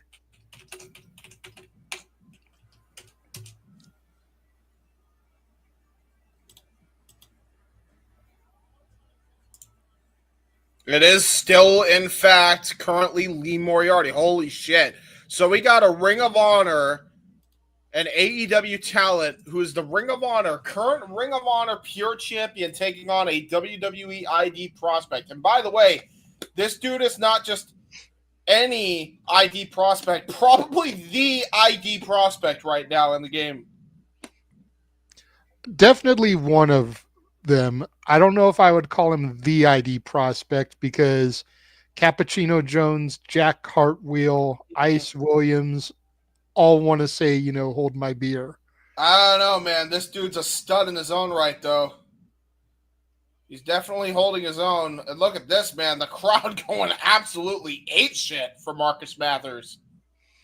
Really quickly, shout out to Walter popping into the chat. It is good to see Walter participating. I know he was just on the No DQ review They needed somebody to pop in as a standby, and he filled in over there. But we appreciate you coming in here and just letting us know that you're alive and okay. Yes. Hopefully, we will see you on a stream here in the not so distant future because I know Noah could use a partner tomorrow for AEW Beach Break. Yes, And please. then we have Muppets Karaoke this Saturday. Yes. So Yes. hopefully, we will see you at least on one of those, bruv. Also, Walter, DM me when we do, because I miss calling. I just realized, man, I miss calling UFC with you, man. Let me know. I'll see what we got for boxing later. See what's coming up on the docket for that. Dude, Well, this. if you had waited just a couple of minutes, we'd be seeing him come out with the championship. Yep. Dude, this is so crazy. Dude, this is like actually like nuts. This is like some real Forbidden Door shit because you got, Yeah, to your dude. point, Lee Moriarty, the Ring of Honor Pure Champion, which Ring of Honor is owned by Tony Khan, so AEW extension, taking on a WWE ID prospect in Marcus Mathers. But this isn't the first time we have had that here. Nope. The Nope. very Zayda first Steel, Megan Bain. GCW show that I watched had Zayda Steel taking on Megan Bain. I'm So, kind of. and that's a full blown AEW talent, not a Ring of Honor talent. So, and that was one of the matches that really caught my attention with GCW was watching Zayda Steel hit a destroyer on Megan Bain. So Megan Bain is no small chick. I mean, yeah, GCW kind of breaking barriers and making it, cool to work with the opposition here. Seriously, we've got Masha Slamovich, who's a TNA knockout. Mm-hmm. We've got Megan Bain, who works for the company, who's AEW contracted talent. You've got an ROH talent here.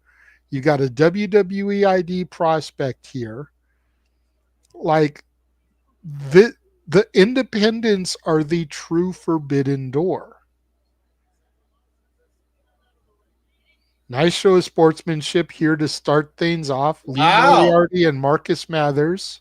Nice little code of honor here by the two people from the rival promotions. Well, Nice as the calling Ring out of the Honor foul. Pure Champion, even though this is not an ROH reign, I'm sure Moriarty wants to uphold the code of honor. And Marcus Mathers willing to do that. Quite frankly, the only motherfucker in Shane Taylor Promotions that's actually worth a damn right now, if we're being honest. And I love the infantry. They should be utilized way better. That's no slight on them. Same with Shane Taylor. I actually like Shane Taylor. Here we go. Nice. Looks like we're going to go for another collar and elbow between both of them. Mathers is young in the game. Here, that's the problem. So is Lee Moriarty, but Lee Moriarty, the way he wrestles, you would have thought he'd been wrestling in the technical style for over 20 years.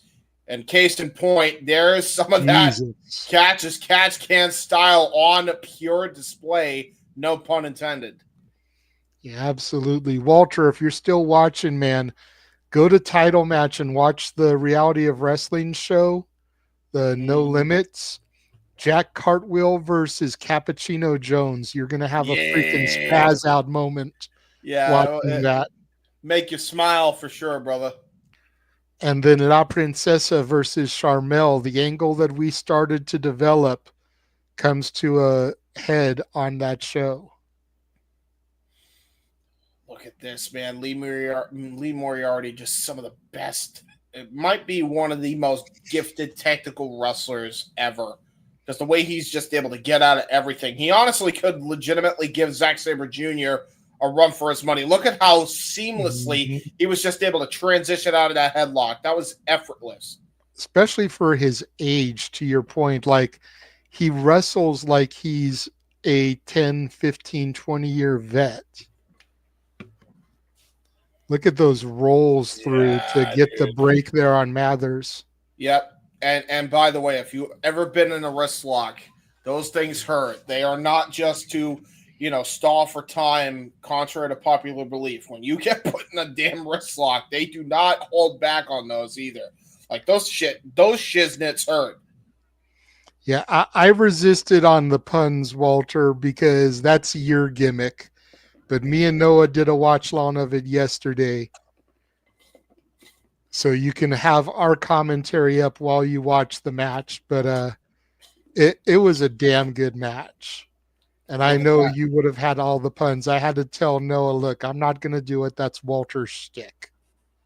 Look at that arm bar, by the way. Look at that crazy ass arm bar. And now it's almost like he's got a key lock and then, try. Jesus. Yeah. This is almost unfair. And it's like crazy because they're both pretty much the same age. But again, the experience factor goes into the court of Lee Moriarty. Poor Marcus Mathers is like out of his depth here against the Ring of Honor Pure Champion.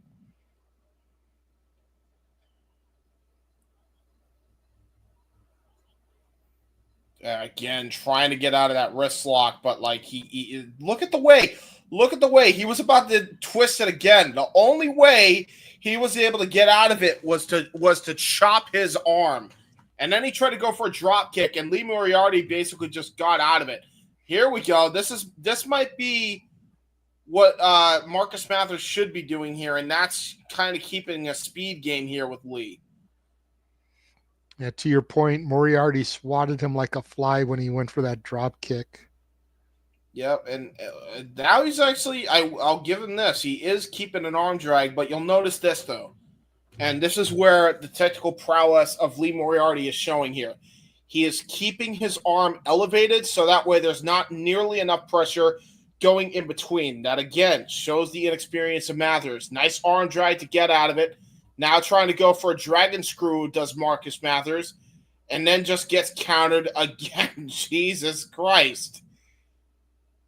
Ooh, nice boot there. But again, wow, he just banded him in that entire time. Watch. Lee Moriarty tried to roll through, tried to go for a PK. Again, counter for counter. This time, Marcus Mathers with some mind games. Might be his best bet is to use the speed and mind games advantage, but yeah, well, thanks for coming. Brass City stretch. Well, almost got caught in the Brass City stretch. And that almost was all she wrote. Jesus Christ. Yeah, but almost only counts in hits.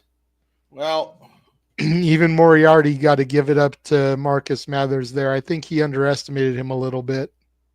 And then he kicks him in the arm just to piss him off even more. Like, show me your fighting spirit, kid. Show me your moxie. I could beat you on the ground any day of the week, but I want to see how you fight.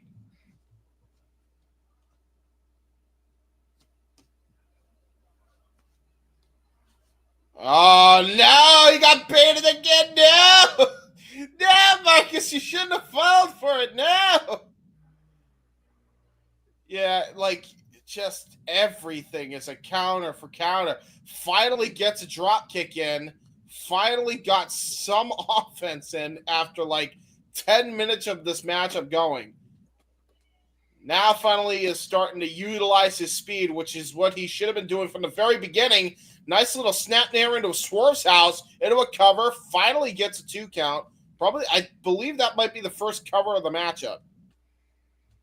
What's crazy, James, is that the Reality of Wrestling show that I was just mentioning happened on Saturday, right? The 10th, and this was Sunday, the 11th. Mathers was on both shows. Yeah, crazy moment. Reality of Wrestling was in Texas, and this is in Jersey. So he went from Texas to Jersey overnight on a red eye to be able to do this match the next day. Good for him. That just shows how in demand Marcus Mathers is right now. By the way he laid into that elbow, by the way, that forearm strike was vicious. That was brutal.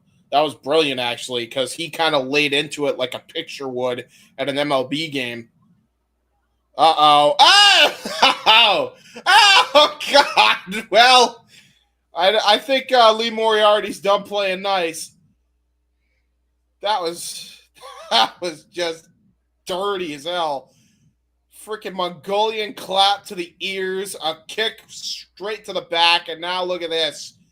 After a pin cover, looks like he's going to twist the neck. Ow! Whew, boy. Again, like, this is where the veteran instincts of Lee Moriarty just completely outmatched the moxie here of Mathers so far. Yeah, no question. You got to know that D. Malenko, who is a coach in AEW Ring of Honor, got to be smiling from ear to ear, seeing his legacy carried on, and young guys like this really taking on the mantle of 1,000 holds. That's a good point. I didn't think about that. Oh, God. The way he just pawn struck. Oh, now the joint manipulation. Oh, my God. Dude, he didn't just manipulate the phalanges. He just straight up broke them. He tried to snap them off his fucking hand. And look at this. Oh, my God, no. Oh, my God, that's horrific. Oh, no, he's treating him like an arm recliner. No. He flipped him over like a fucking futon after laying on his arm, disrespectful and all. And then just a boot for good measure.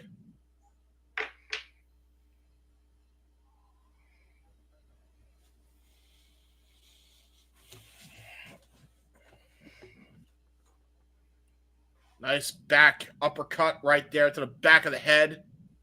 Mathers in a lot of trouble here. Nice back elbow to cut Moriarty off at the pass so far. Rare misstep from Moriarty in this match. Up kick there by Marcus Mathers. Going to try to go for a nice crossbody. Got all of it. Now Mathers trying to get himself hyped up here with the crowd. Oh, clothesline. Here we go. Mathers finally showing off some offense. Finally, indeed. But Moriarty nipping it in the bud. Ooh, good. Nice counter into the stunner. There we go. That's what you need to do. Speed is key here. Nice proto bomb. Shades of John Cena, but a kick out at 2 by Lee Moriarty.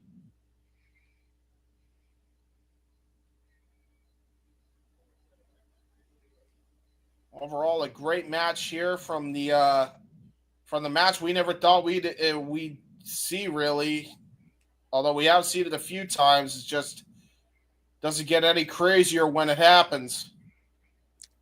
You almost got to wonder if Marcus Mathers can get the W here. Would that put him in line for a pure title opportunity?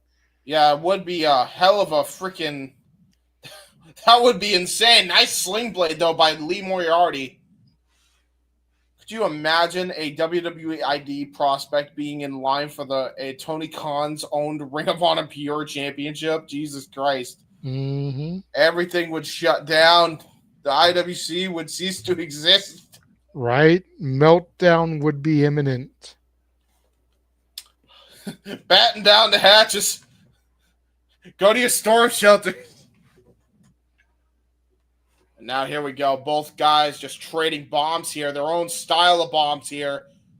Oh my God. Vicious headbutt. Rolling Solvat by Lee Moriarty in kind. Tried to go for a high kick. Marcus Mathers trying to go for a waist lock. Got elbow strike right to the head. Nice question mark kick by Mathers.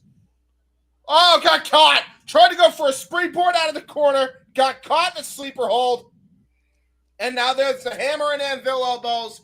And all he has to do now is lock in the Brass City stretch out of this position. It is all she wrote.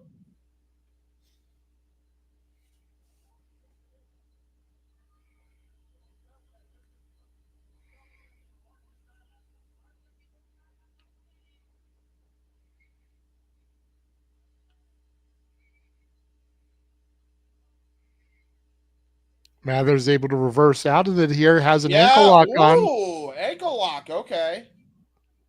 There we go. Nice standing ankle lock there by Marcus Mathers. Rookie mistake, though. He should have grapevine because look at how Lee Moriarty was just able to roll through and put him right in the bottom or the middle cable there. Oh, Jesus Christ. High elevated uppercut while he was kneeling down. That was crazy. I don't think I've ever seen that before. I really don't think I've ever seen that before. Now look at this. Lee Moriarty now holding wrist control. Exactly where he wants him here. And now just booting the shit out of Mathers. Disrespecting the Moxie kid here. Gonna try to go for a waistlock now. And now look at this, though. Ooh. Trying to use his lower center of gravity, but a shot right to the spine by Lee Moriarty. Oh, nice reversal, though. And now returned in kind to Lee Moriarty. Oh, full throttle into a back suplex, into a roll of the dice neck breaker. There's a cover, and Mathers only garnished a 2. Holy shit. He almost made himself the #1 contender for the Ring of Honor Pure title off that. Mathers can't believe it. He thought he had him off of that series of offense. Oh, shit. Now He's trying to go. Moriarty, but turns it into a pinfall. Yeah, he was trying to go for Lee Moriarty's finisher, the Brass City Stretch. If anybody knows how to get out of that move, it was definitely... Oh! Rolling facebuster! And now he's got him! He's got him in the Brass City Stretch! What the hell? No way. No freaking way. Yes way, Ted. Lee Moriarty trying to crawl to the ropes here. Damn near to him. Can't reach it. Oh, finally gets a there throw it on is. the rope. Mathers beside himself. He thought he had it. Finally locked in a submission that could have done some real damage to Lee. Mathers trying to figure out what the heck he's got to do now. Never say never in this industry. We almost just saw another instance of that. Yeah, absolutely. Now Lee Moriarty getting headlocked. But again, lower center of gravity. Brilliant IQ there by Lee Moriarty. Oh, wait a minute. He's trying to go for a key crusher. Got countered. And now Marcus Mathers just going for brutal forearm shots. And there's that MLB-style forearm right to the face. And now, look, oh, Jesus. He's going to try to pull everything he can. But that was possum. And now the uppercuts come in by Lee Moriarty. Oh, wait a minute. Backslide. Holy shit. And now Mathers, key crusher attempt again. Got countered. Ooh, tried to go for the Brass City Stretch. Got counted into a cradle. Mathers almost had him again. Lee Moriarty almost got caught out twice. Tried to go for a sunset flip. Oh, brilliant. Brilliant by Lee Moriarty. And there's the 3. That was a brilliant roll-up by Lee Moriarty. Last second by the Ring of Honor Pure Champion. Hell of a match. Telling you, dude, Mathers has a hell of a future ahead of him. Yeah, he does. If he can stay healthy and just keep growing the way he is, man, he has got a hell of a future ahead of him. Fantastic match between these guys. And again, WWE ID prospect and Ring of Honor Pure Champion. History being made here. Hell of a match to make the history in.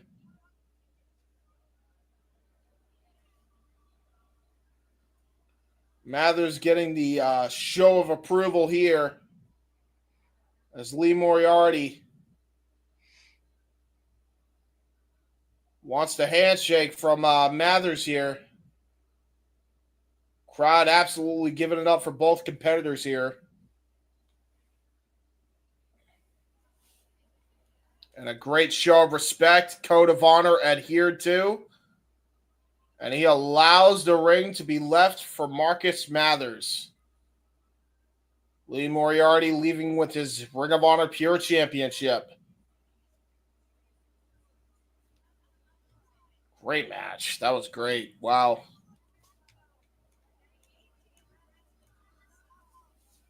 Very, very well done.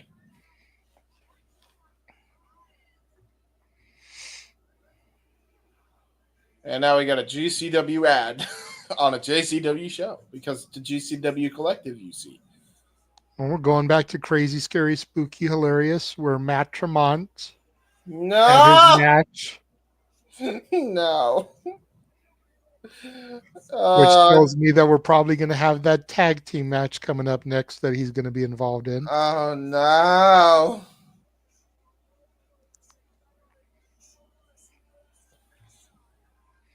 Which I believe that's our semi-main event. Yes, it Because is. all we have left is that and then the title match with Masha and Thatcher.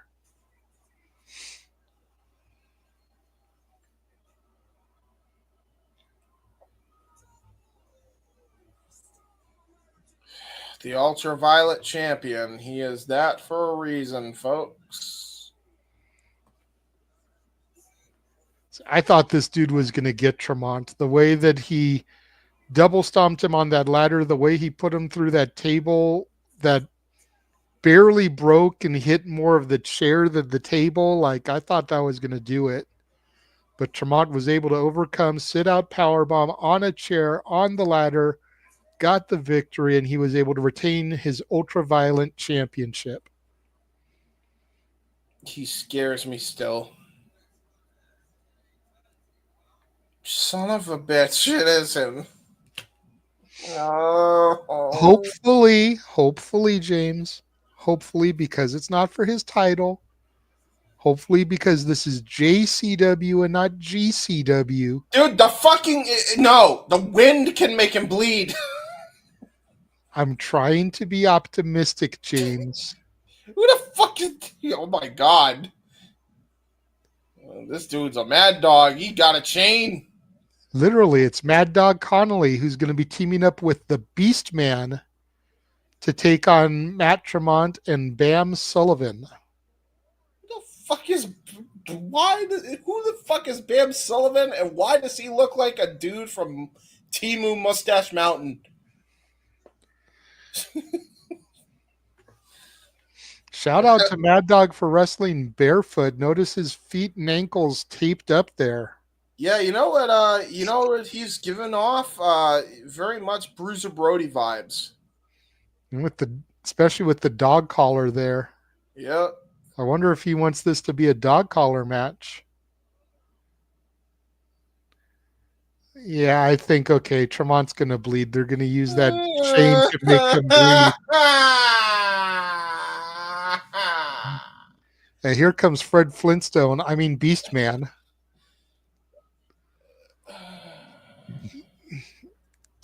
He's part of a modern Stone Age family. Tremont. Here comes Tremont. He's got a pus bubble who will bleed. Tremont. Here he comes now. He's about to bleed all over the ring. That was actually pretty good, James. Thank you. I try. Do you really? Sometimes. Not all the time. What's up, Matt? How's it going? Thank you for popping in. You came in just in time because... I don't know what happened, but we just had a jump from like 5 viewers up to 10. Yay! So thank you to all you guys that are watching us now.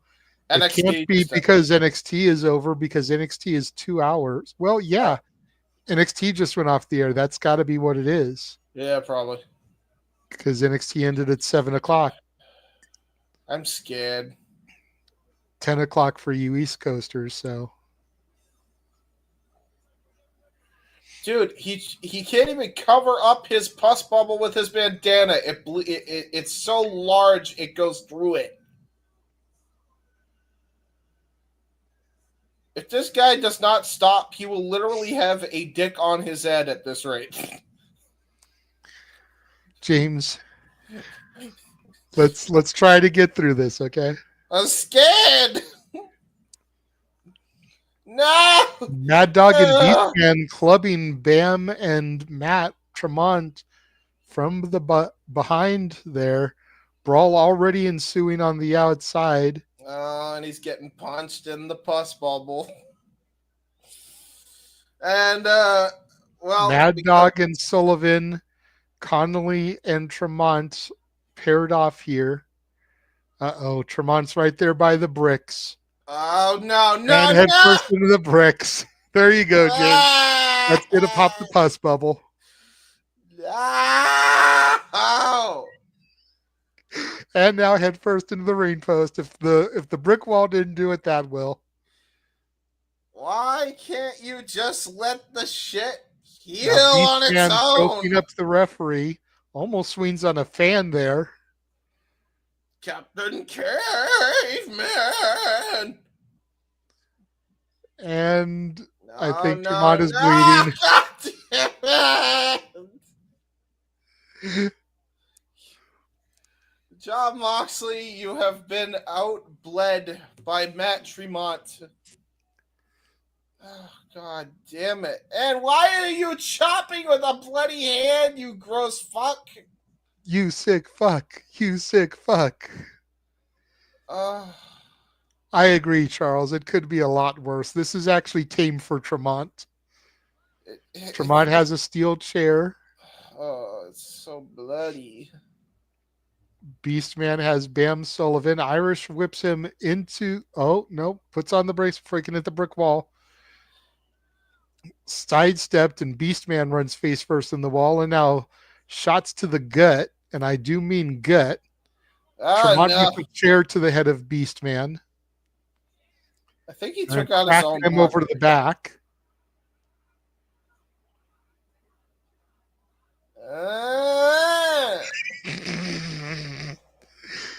Oh, he's fucking gross, dude. Dude, it's like if Saitama from One Punch Man let himself go and wanted to be a garbage wrestler. Shit, man. Why? Beastman now using his bone to the head of Tremont there. Oh my god. Of course he is. Of course he has a bone. He has a. You know what? I have a bone to pick with this match. Ah, he got squashed. Matt Tremont getting squished into Hopefully the he brick doesn't wall. use the bone to open up the pus bubble even more. Dude, you have barely done shit. You have barely gotten hit in the head all that much. Why are you bleeding so profusely? Why are you crying blood? Mad Dog Connelly now sent back first into the brick wall. And a Oh, boot nice. from Bam Sullivan to his face. Bam Sullivan. Oh, God, stop showing him. I wanted to call Bam Sullivan. Tremont is dude. He's like, you know what it is. You know what it is. He's like the Bastion Booger of blood. Like The Bastion Booger of Blood. There's really no other way to say it, man. He's like, he even has the shape of Bastion. Poor guy. At least he's not out there wrestling in a silver diaper. Don't give him ideas. Oh no, Concerto looks like it missed a little bit. Looked like Tremont caught Bam Sullivan a little bit with his chair. Well, even though he's not Samoan, rule still applies. Never try to hit a caveman in the head. Sullivan and Tremont just unloading now. Going for a little roaring elbow, Jesus. bionic elbow, but Christ. Beastman with a kick to the midsection.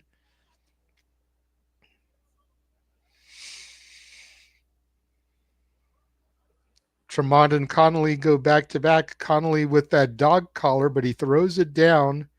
And now head to head, which means that Tremont's blood is just getting onto Connelly's face. Mad Dog swinging like a madman on Tremont. Beastman with one of the laziest kicks I think I've ever seen. Now goes in to bite the open wound. Forearm smash from Connelly. He's punching the air now. Poor Matt Tremont is punching the air. What's up, Nick? Good to see you, bro. Bro, what does Matt Tremont always talk in fucking gibberish? Because I hardly understand half of the shit he's saying. Or is that just like if they press on his pus bubble, does he just start talking gibberish?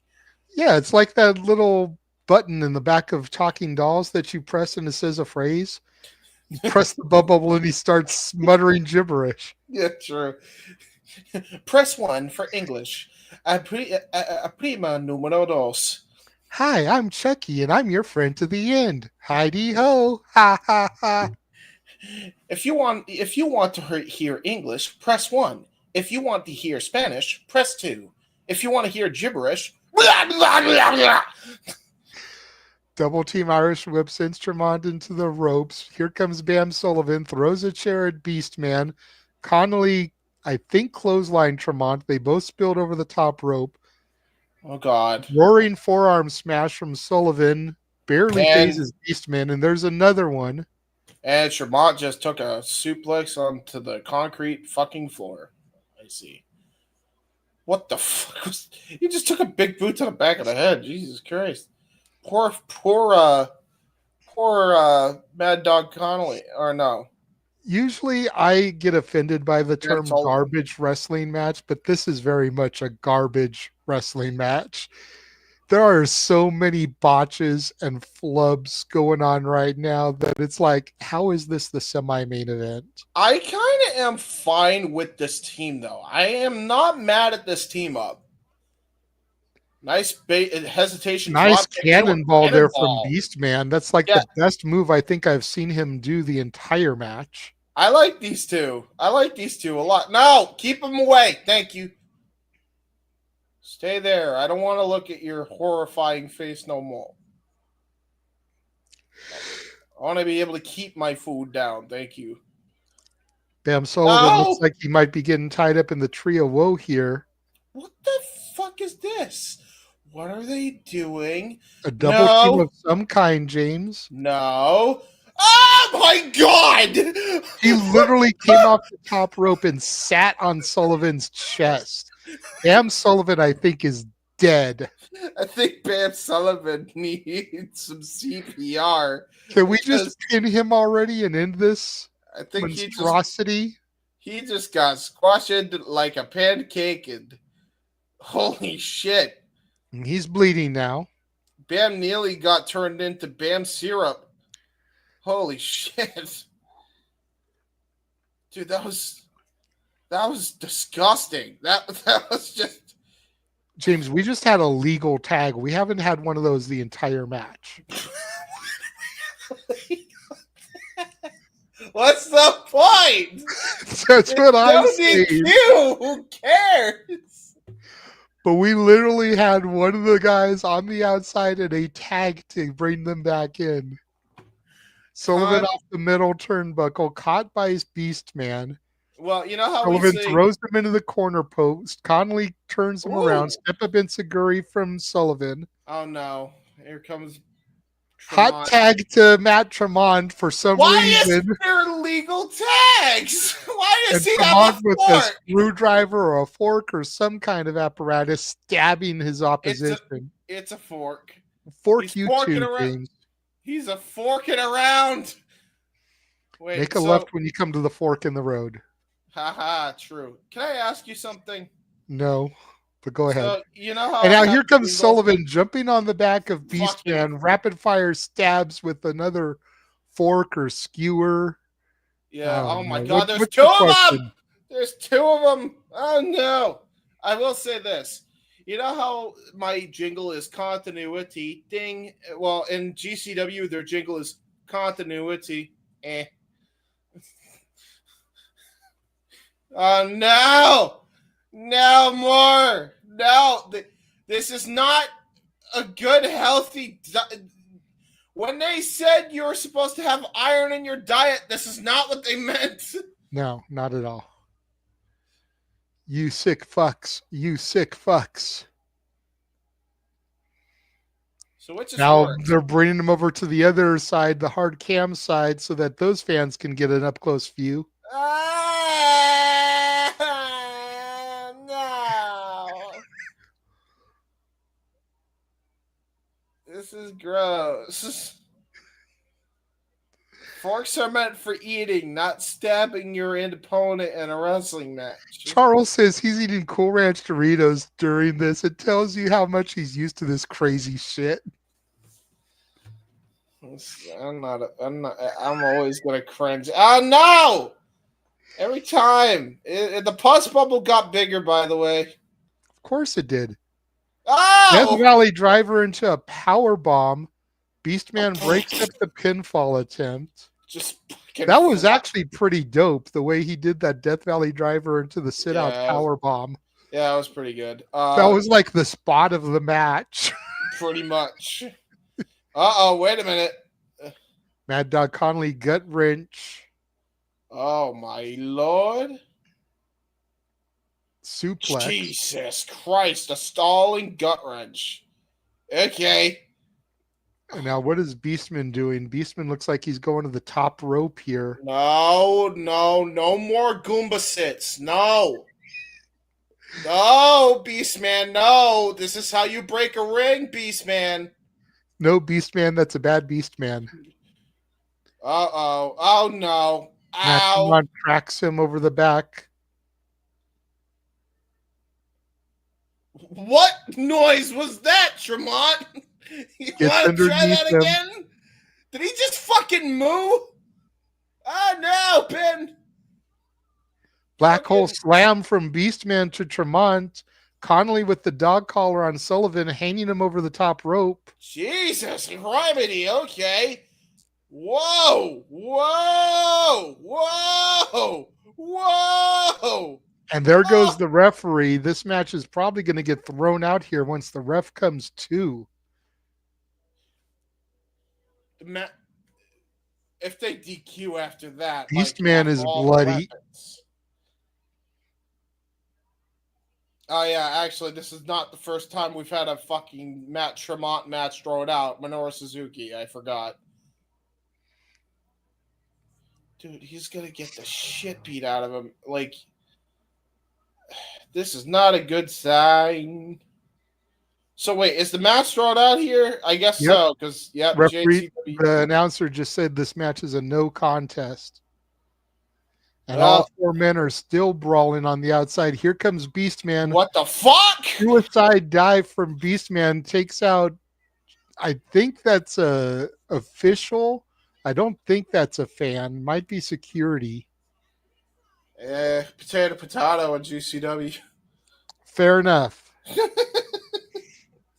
Fair enough. I know in the old PWG days, there were some guys that worked ring crew that were also fans that would get front row seats. So it could be that type of thing where those guys are like ring crew.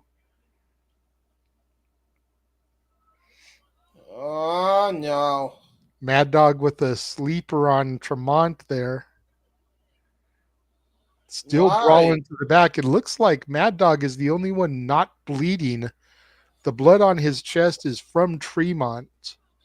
But everybody else is bloody in their own way. Well, that was a match, and they're still fighting. And a chair has been thrown into the ribs of poor Bam. He's getting bammed by the caveman. Bam.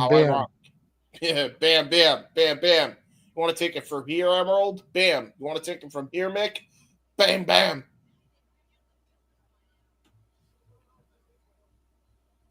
What the fuck? Why? The match is over. Stop it. No. Oh, no. We're about to have a high spot in a brawl. Chill stare to the head of... You know what? I'm going to just stop talking right now. That's what probably a good call right now as we take a look at all the upcoming GCW shows.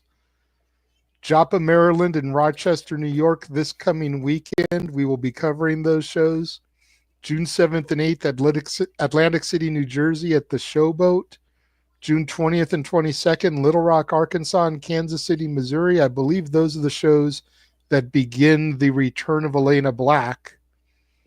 July 4th, Backyard Wrestling. July 5th, Hartford, Connecticut at the Webster Theater. July 11th, Dallas, Texas. July 19th, Coney Island. which I definitely want to do that show. That one's going to be fun. July 28th, 29th, and 30th in Tokyo, Japan. August 23rd and 24th back in Atlantic City, New Jersey at the Showboat. September 13th, Indianapolis, Indiana. September 19th, Phoenix, Arizona. September 28th, Bloodsport, London. And then October 4th in Anchorage, Alaska. Traditionally, they do a full weekend. So if they're doing September 19th in Phoenix, they may be coming to LA either the 18th or the 20th of September. That Well, might there be you my go. next opportunity. Yeah, that the 19th is a Friday, so they could do a full weekend, Friday, Saturday, Sunday. No. We shall have to see if anything more gets announced, but for right now, that is the GCW calendar with this weekend, May 17th and 18th, which are the big time and run for it events respectively, all the way through October 4th. And it is now time for our main event, James. I'm still scared after the last match.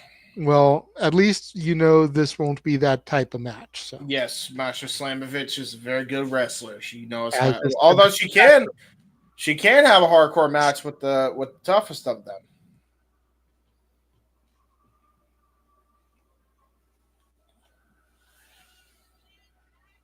We about to get a technical clinic though between these two because it's Timothy Thatcher and Masha Slamovich. mm-hmm.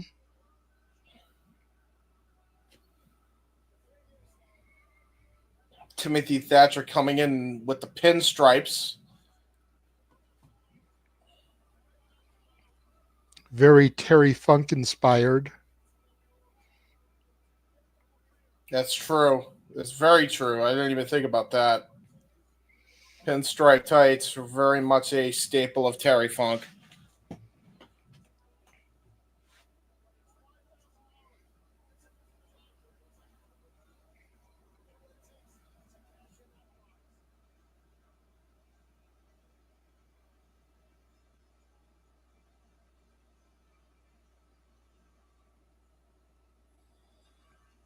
Yay, Masha! Woo! Masha Two Belts, the current reigning and defending TNA Knockouts champion and JCW World Champion. And of course, it is the JCW title that will be on the line for this match.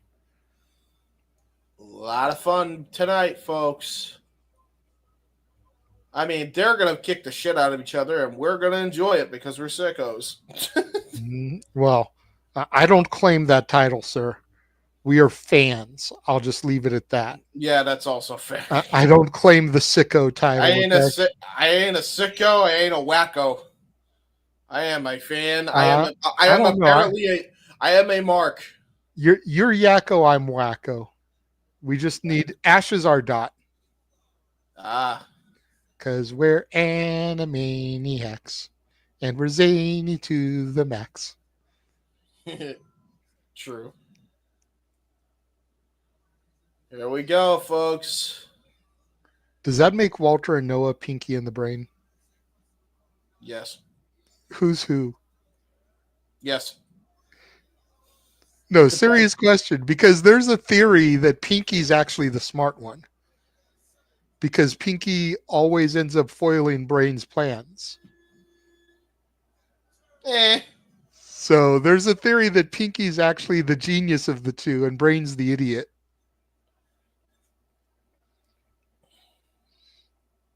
Pinky gives Brain just enough rope for them to have adventures at night, and then he foils them so that they can do it all again the next night. What? That sounds so mad out of context, and with 24 hours of no sleep, that sounds even worse. Pinky gives Braid, and then they do it again the next night. Here we go. Masha Slamovich, headliner for May Flowers. And Mothers actually got into this show for free, James. Stop what? I didn't say shit. You didn't hear anything. Oh, we heard all of it, James. This is being broadcast live across 5 channels. This is true. Bell rings, and here we go. Could you imagine that was the highlight that got caught by what's his face instead of the Jeff Kickbox. Cobb reaction?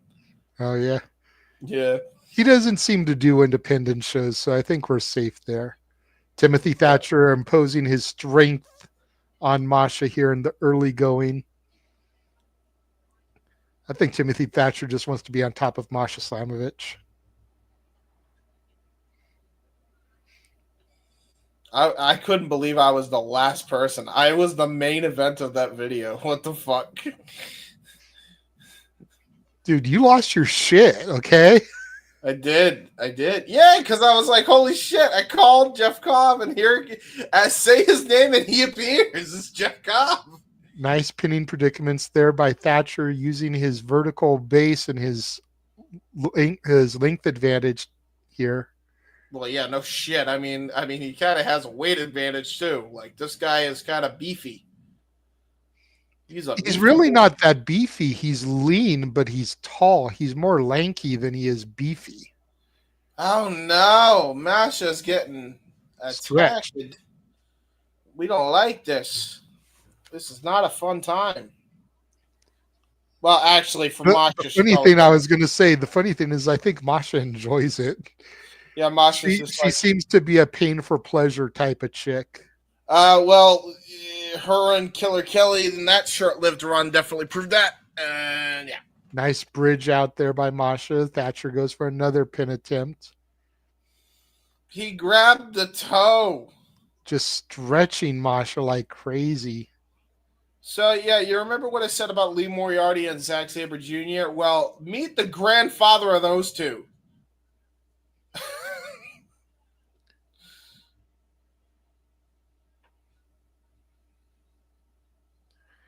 Oh, no. Surfboard stretch there to Masha. Into a pinfall. Good. Wow. Wow. That was a brilliant pinfall. Dude, he turned a surfboard stretch into a pinfall. I don't think I've seen that ever. Uh-oh, got drop toe hold. Masha trying to get some offense here. Pick up the pace. Oh, Jesus Christ. Well, there goes Timothy Thatcher, and now he's just gotten knocked a bit loopy by Miss Masha. Something to keep in mind here, James, is Timothy Thatcher is also a WWE ID prospect. Despite his veteran status, despite the fact that he is an original Evolve champion, he is a part of the WWE ID program. Some people say it may be his final opportunity to get into the company legitimately. Oh.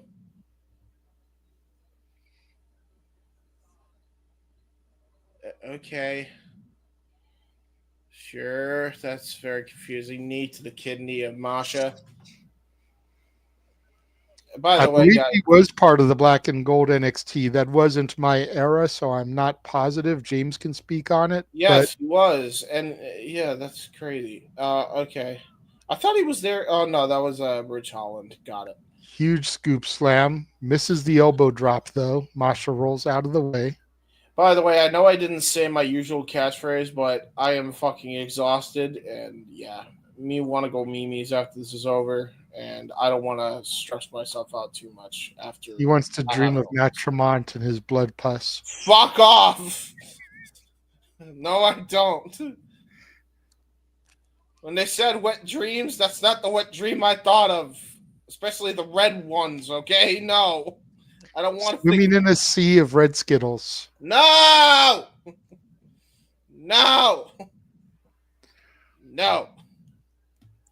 don't wanna. You don't wanna? No. That's where nightmares happen.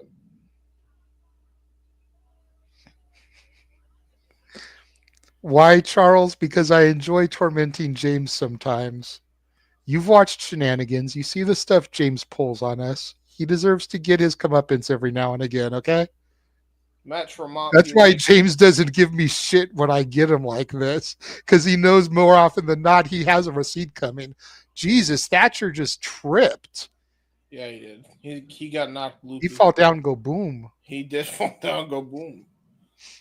Why is he fighting the Invisible Man in this match? Did the Invisible Man just attack Timothy Thatcher?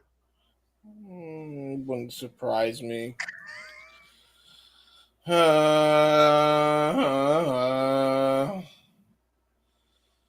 What's Matt Tremont's favorite saying for the blood? The blood. Taste the blood. Because he speaks. Matt Tremont's favorite movie? I don't know. Blood In and Blood Out. Yeah. Dude looks like he's got a fucking. You ever heard? Do you remember what the fuck was it called? The grunge. It's like he's got the grunge on top of his head.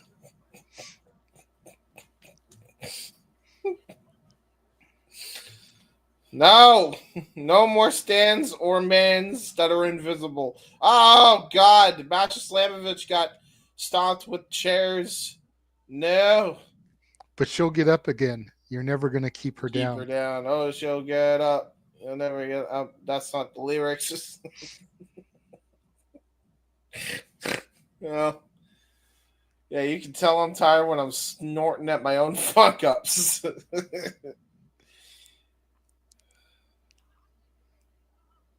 Thatcher trying to suplex Masha. Masha counters. Shots to the gut.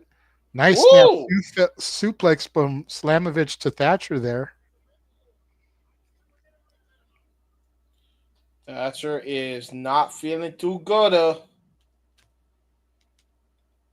And now look at Masha trying to get back up on her feet here. Rolls back into the ring. I believe because this is a championship match, there is GCW rules at play here, even though it's JCW.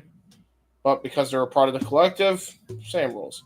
Oh my God. Paintbrush combination strike by Masha Slamovich. Runs into a back elbow by Thatcher.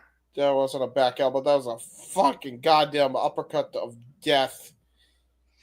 Holy shit. Thankfully, Masha fell with one leg into the ropes there, so she got the breakup. And a soccer ball kick right to the back, because why not?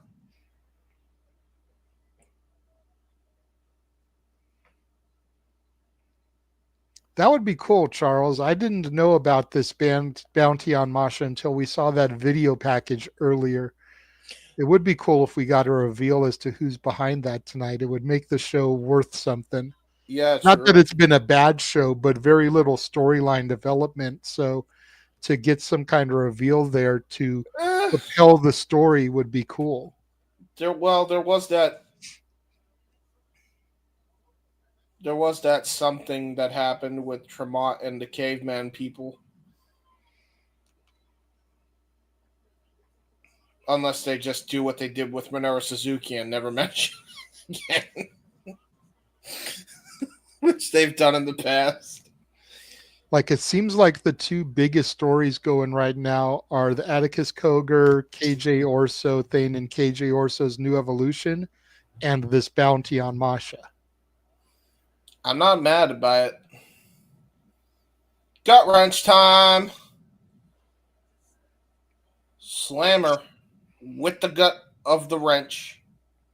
Hooks the leg, only gets a 2 count. I love how the ring announcer literally just went to pack his bags and he's fucking off from the arena, or at the very least just chilling in the audience. Well, I mean, all he's got to do is declare the winner of this match, and then he can bounce. Show's over. Yeah, I guess so. He could go do homeless swag things. Why homeless swag? Dude, he looks like a homeless dude that rocks the craziest swag. I mean, that's why I call him. Because he's got some awesome tracksuits. Like, damn, yeah, dude. That's hey, listen. cold-blooded. And listen, it's not that he wears tracksuits. It's the fact that he looks like he does while wearing tracksuits. Nice spike pile driver there from Thatcher to Slamovich. Hooks the leg, gets one, gets two. Masha kicks out. I'm sure he has a home, by the way. Folks, but although, Yeah, James, what's your issue with tracksuits? I have no issue with tracksuits. No issue with First, tracksuits. you hated on him for having the Team Angle ones. Now you're calling him homeless because of the ECW one he's wearing tonight. Like, damn, bro. What did the tracksuit do to you? I'm not saying I have no issue with tracksuits. I'm just saying. Listen. It's okay to wear tracksuits. It's okay to look like he looks. It's fine. I'm just saying. I'm just pointing out a fact. But it's not a fact. You're speculating. You're speculating that he's homeless because of the way he looks in tracksuits. Yes. Okay, this is fair.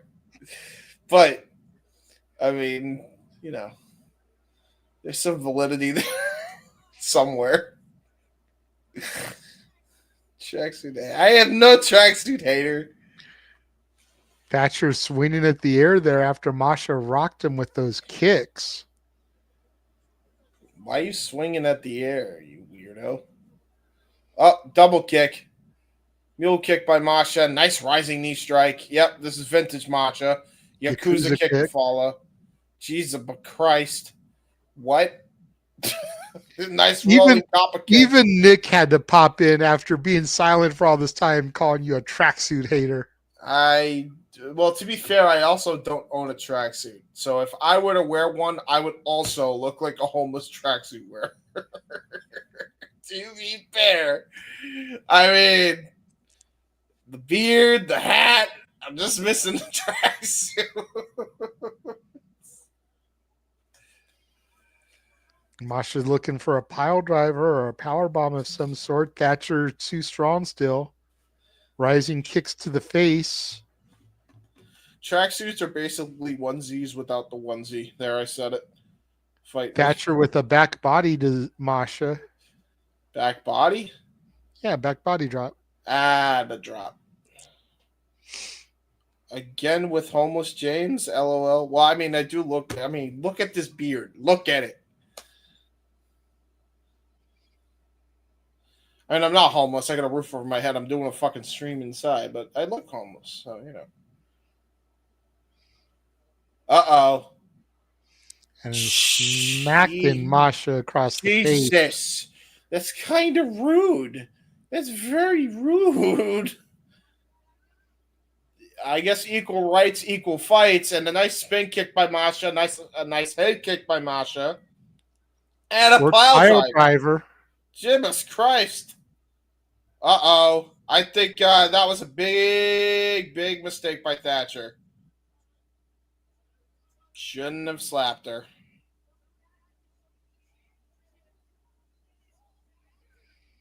Thatcher getting back to his feet. Maybe not. Collapses.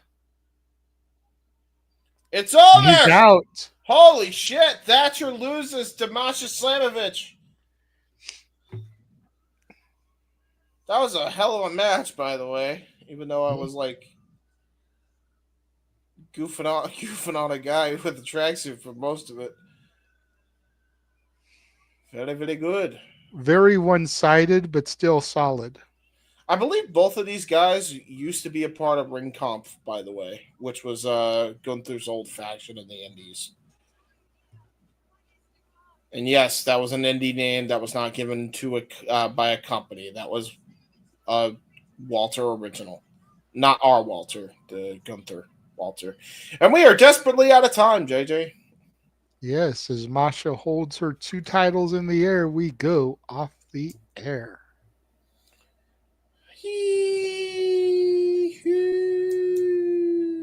I can sleep now. Solid show. Very good show. Very good show. I actually enjoyed myself. There was a lot of great matches, great talent on the show. Absolutely. And it doesn't end there, as tomorrow night, the Simple Man Noah Foster will be covering AEW Dynamite Beach Break. who will be his commentary partner? You're going to have to tune in and find out. He Because might James solo. can't do it. Unfortunately. Ash Yes. can't do it. I Yes. can't do it because I got to work. So he made Joey Styles it and call it solo. You'll just have to tune in and find out. He Thursday, loves doing it solo. Sorry. Thursday we have no watch along, but Friday James and I will be back to do House of Glory Waging War, which aired last Friday. Yes. Got Mike Santana defending his championship against Cedric Alexander, Zilla Fatu defending his championship against Matt Riddle, Miyu Yamashita versus Indy Hartwell for the vacant women's championship, and so much more. Then on Saturday, we have GCW and our Shenanigans monthly karaoke, the music of the Muppets. And Sunday will be another GCW watch along. 2 GCW shows this weekend. Yes, sir.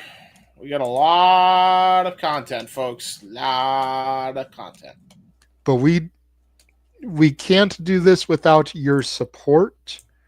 So make sure you guys thumb up the video. Make sure you guys subscribe across all 5 channels if you're not already subscribed. Rage of Wrestling, Batty for Wrestling, J. Hebert Side 95, N. Foster 1916, Casa D18 Studios. Make sure you guys super chat or super sticker to show your support. You can do it even once the video has ended. You can go back and retroactively do it, or super chat donate to karaoke come Saturday night. The only way we make ass of ourselves by singing is if you guys donate to the cause. So make sure you guys are there to support us. Donate for me to try chicken and waffles. That's right. Maybe James will do a live stream eating it.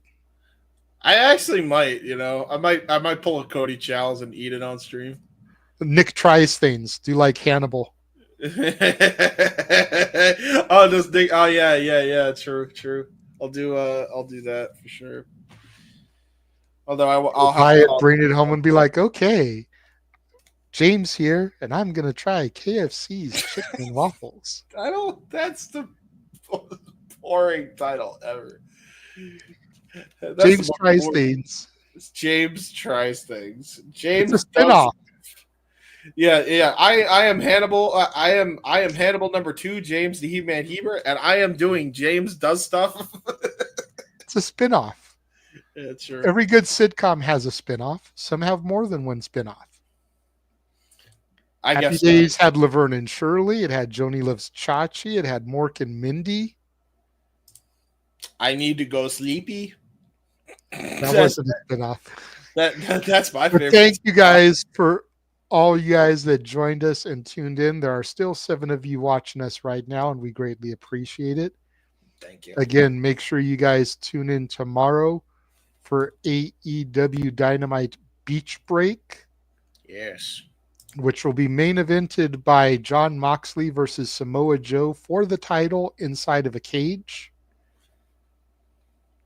So that should be a good show. And until Friday, when James and I will be back here for House of Glory. Thank you for watching. We will see y'all next time. Bye-bye, everybody.